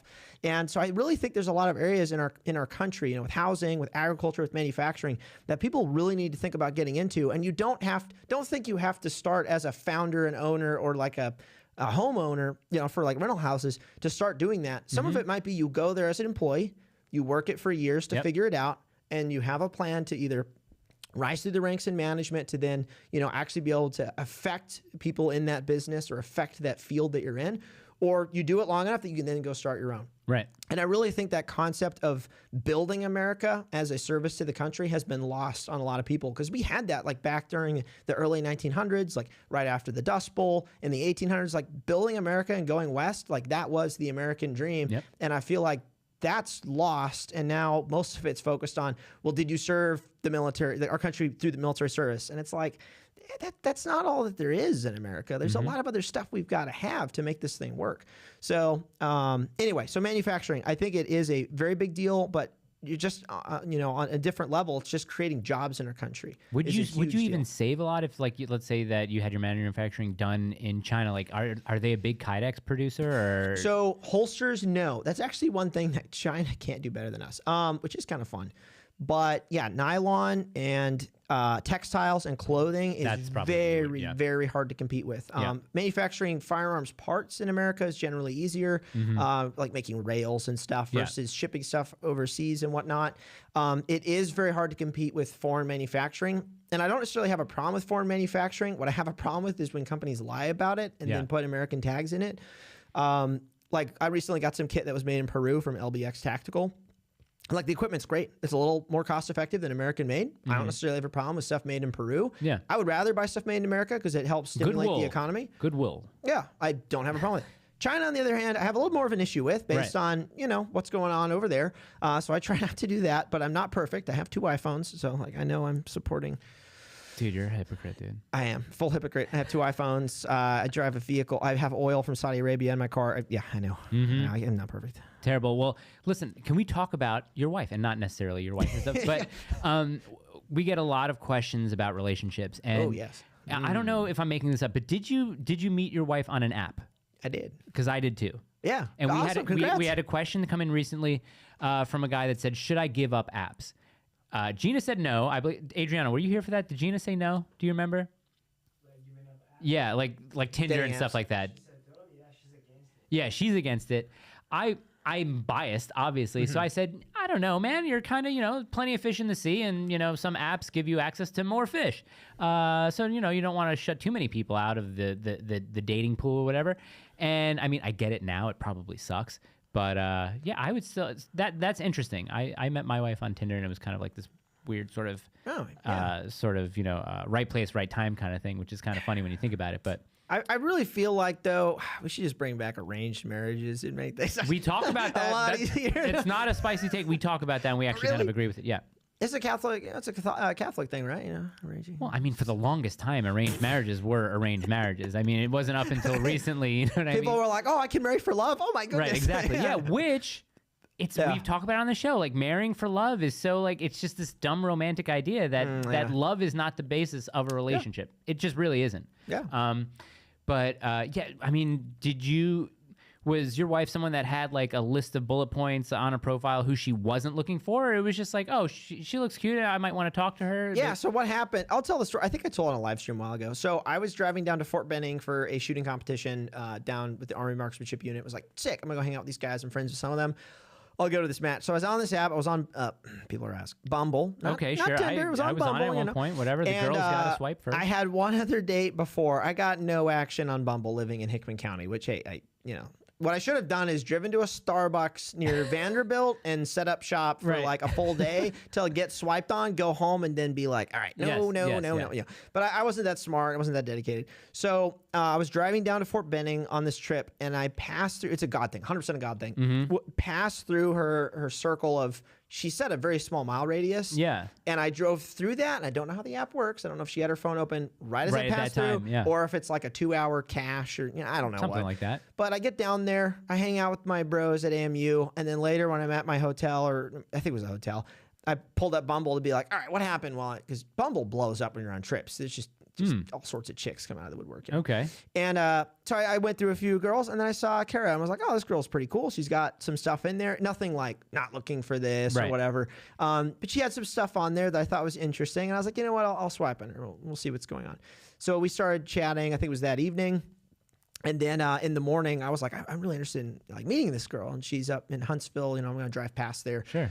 So I go to the match, and I had already decided, I shot the day before. I wasn't going to shoot the whole match. I shot like 2 stages, didn't shoot the whole thing. Showed up in the morning, and then I just straight up said, hey, you want to go on a date later today? Because I think it was Saturday or Sunday or something.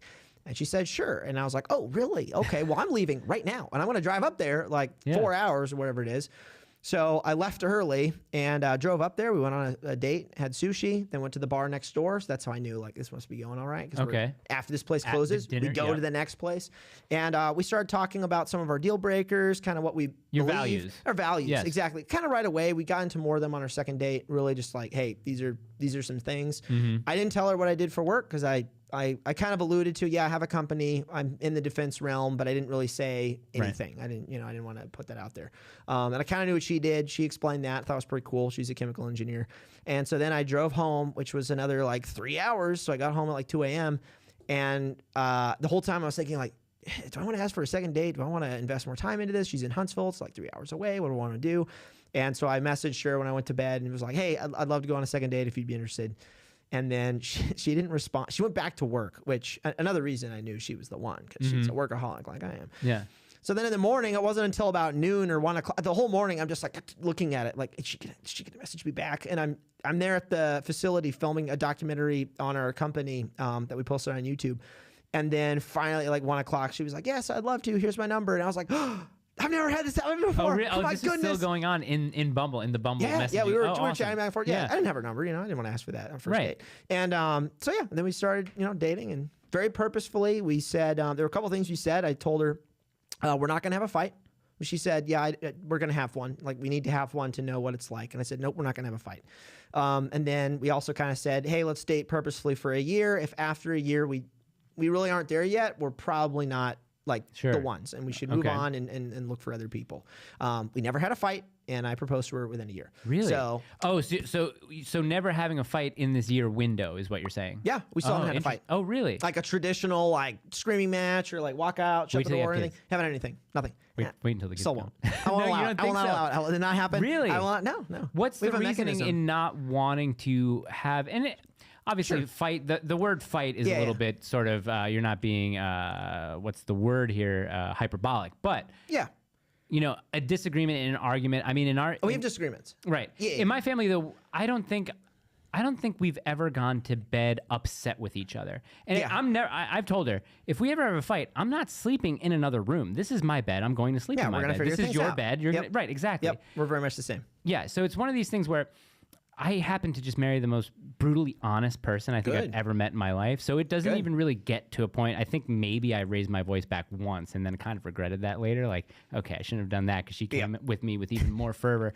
And I think I think that's what's necessary in a relationship is that you have to understand that any sort of disagreement, any sort of argument that you are going to have is not going to be made out of ego. It's going to be made out of, I'm using this word, but love. And respect for the other person, I think.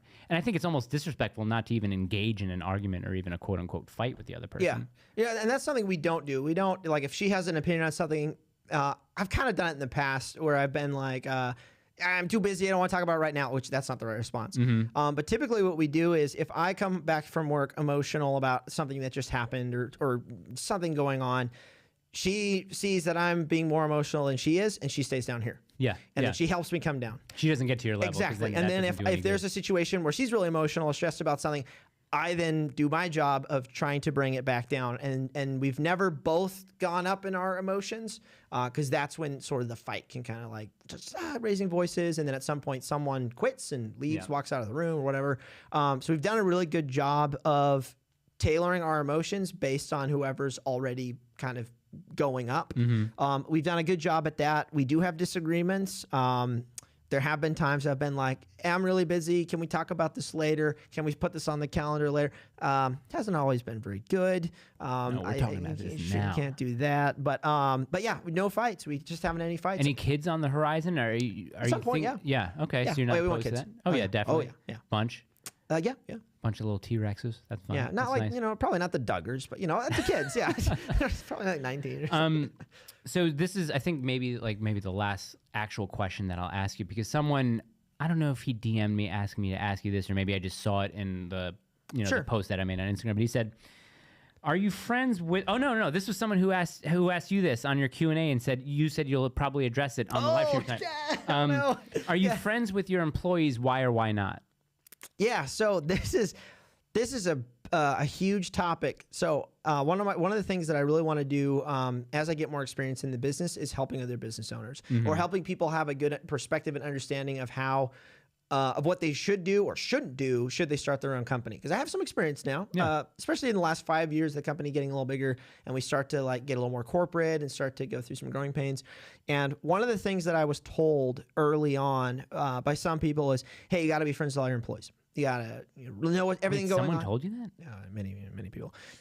And then I talked to other people who said, no, you can't do that. You can't be super chummy with employees. You can't be super friendly with them. If you are the boss, the owner, the founder, the CEO, the whatever, like it doesn't work as a superior. Okay.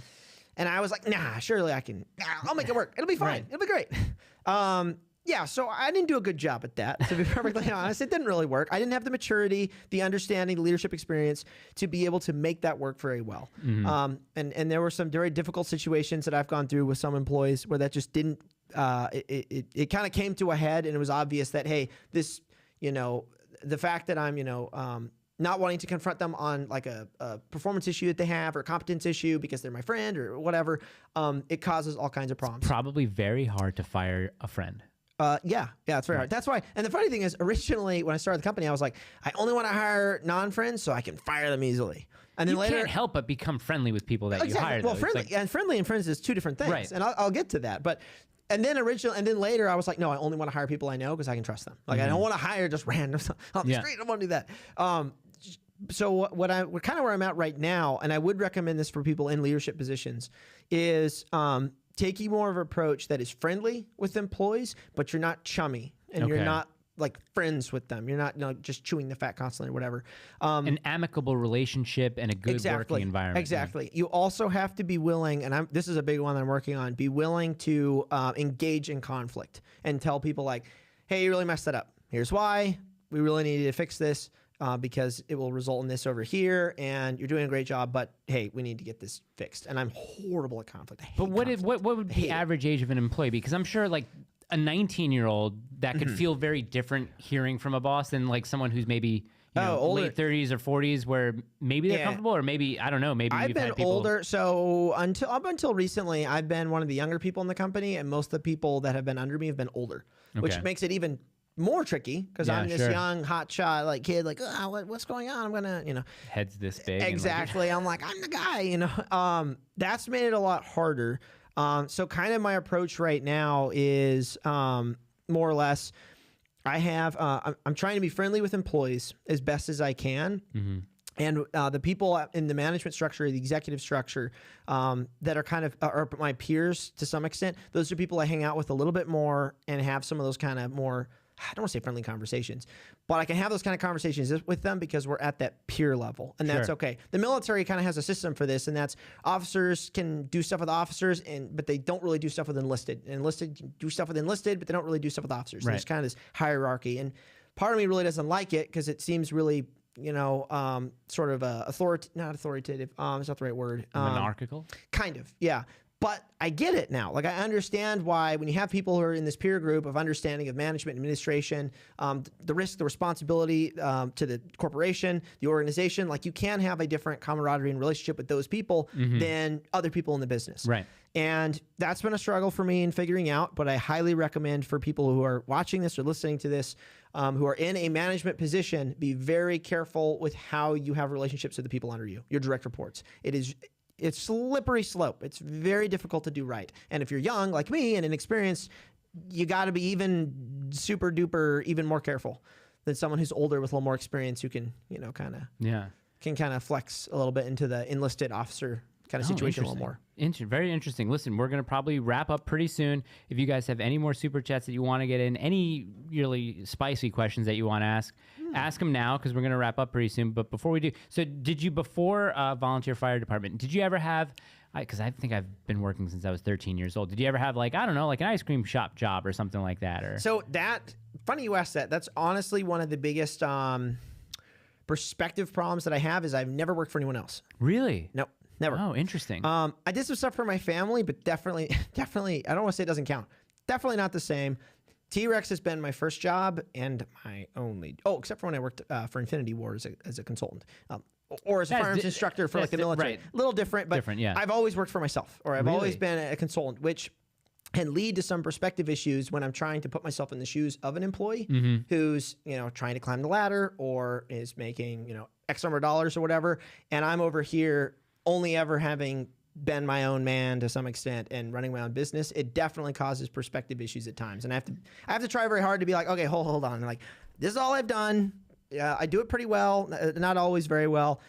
And they're over here doing this thing, and I've never been in their shoes before. It's very interesting. There was a guy he was like an Instagram guy, and I think I talked to Drew about this, because I think Drew, I was like, I asked Drew about this guy in particular. I was like, why is he like this? Because I remember one of the criticisms that he had about Drew was like, oh, well, you work for someone else. Just like, how is that a bad thing? Like, working for other people and working for other people can be great.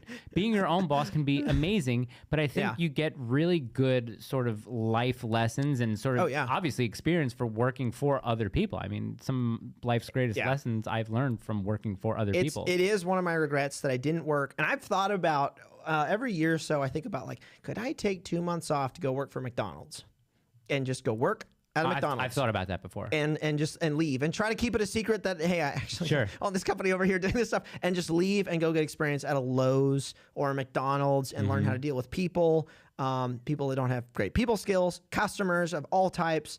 I've toyed with that concept because, that's one of my biggest regrets is I didn't get some experience working for other people, even in entry-level jobs like McDonald's, because that would have helped I think quite a bit. Yeah, with just you definitely would have learned something, and there's value in that. Oh, for sure. I think I had an internship one summer where I caddied forever as a young teenager up until, I don't know, maybe my early 20s.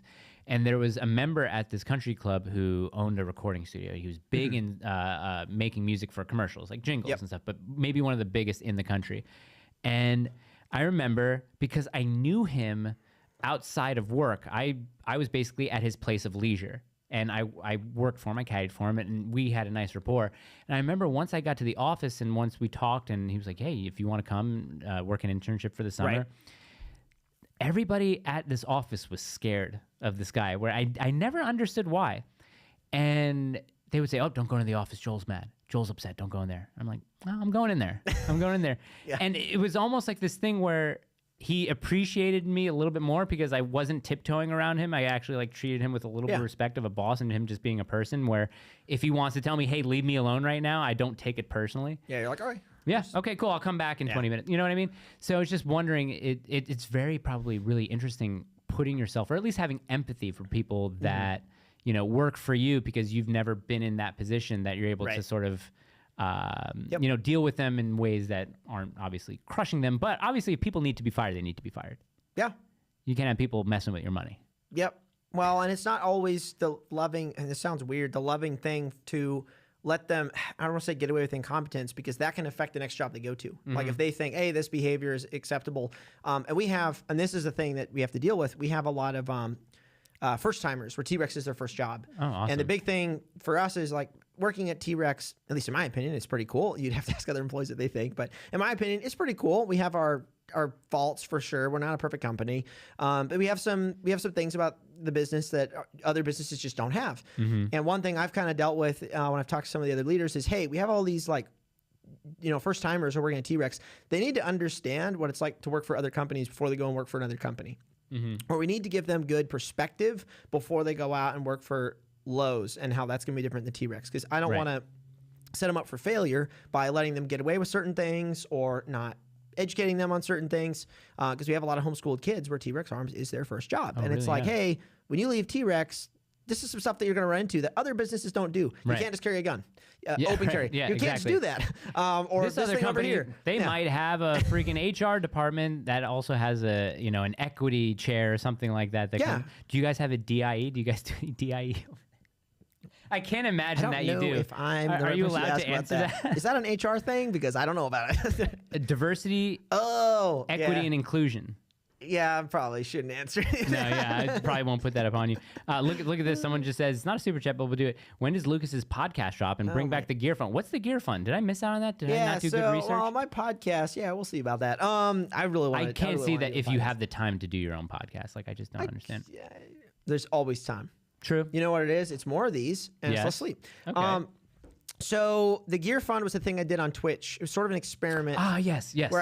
People donated, and my ad revenue went into giving away equipment, which was very cool. We gave away like $38,000 worth of stuff. I downloaded Twitch just because of that. I'm like, okay, when he goes live, maybe I'll see if I can get in there and like get some like stuff, a light or something. Shot timer. Yeah, there were people who showed up, subscribed or followed, and they want something in the same stream. Like great ROI. They show up for an hour, win a $300 item, out. Well, Twitch, you don't necessarily have to support the streamers, right? Like they do have like subscription-based services where like you know, streamers can get like just like hang out and win. Like you don't have to on my stream. But I think like Hassan Piker, big leftist and huge Twitch streamer, like I think he makes an incredible amount of money just via Twitch, right? Like and people subscribing to that. So usually it's a lot of the money's sponsorships. Okay. And donations from the viewers. I don't know what the split is on donations. And then it has been a 70-30 split, all subscribers.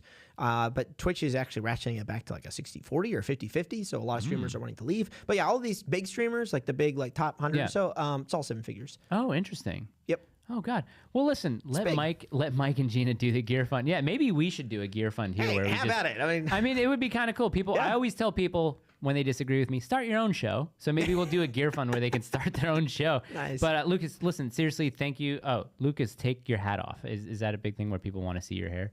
I wore a hat mainly because I just want to keep my hair down. Yeah, my haircut is not one of the better ones I've got. They want to see your bangs, is what they say. Let's see it. Take your hat off. Let's see your bangs. But Lucas, thank you seriously for coming on the show. We really appreciate it. I know you don't have a lot of time, but the rain allowed you to at least give us a little bit of attention, so we appreciate that. Absolutely. Thanks for having me on. Yeah, definitely. Okay, bye, guys. Oh, now I got to end the live. So wait, hold on. Now I got to do this. I got to do this. I got to do this. Oh, nope. I don't know what auto is, but I pressed it, and now we are ending the stream. End it.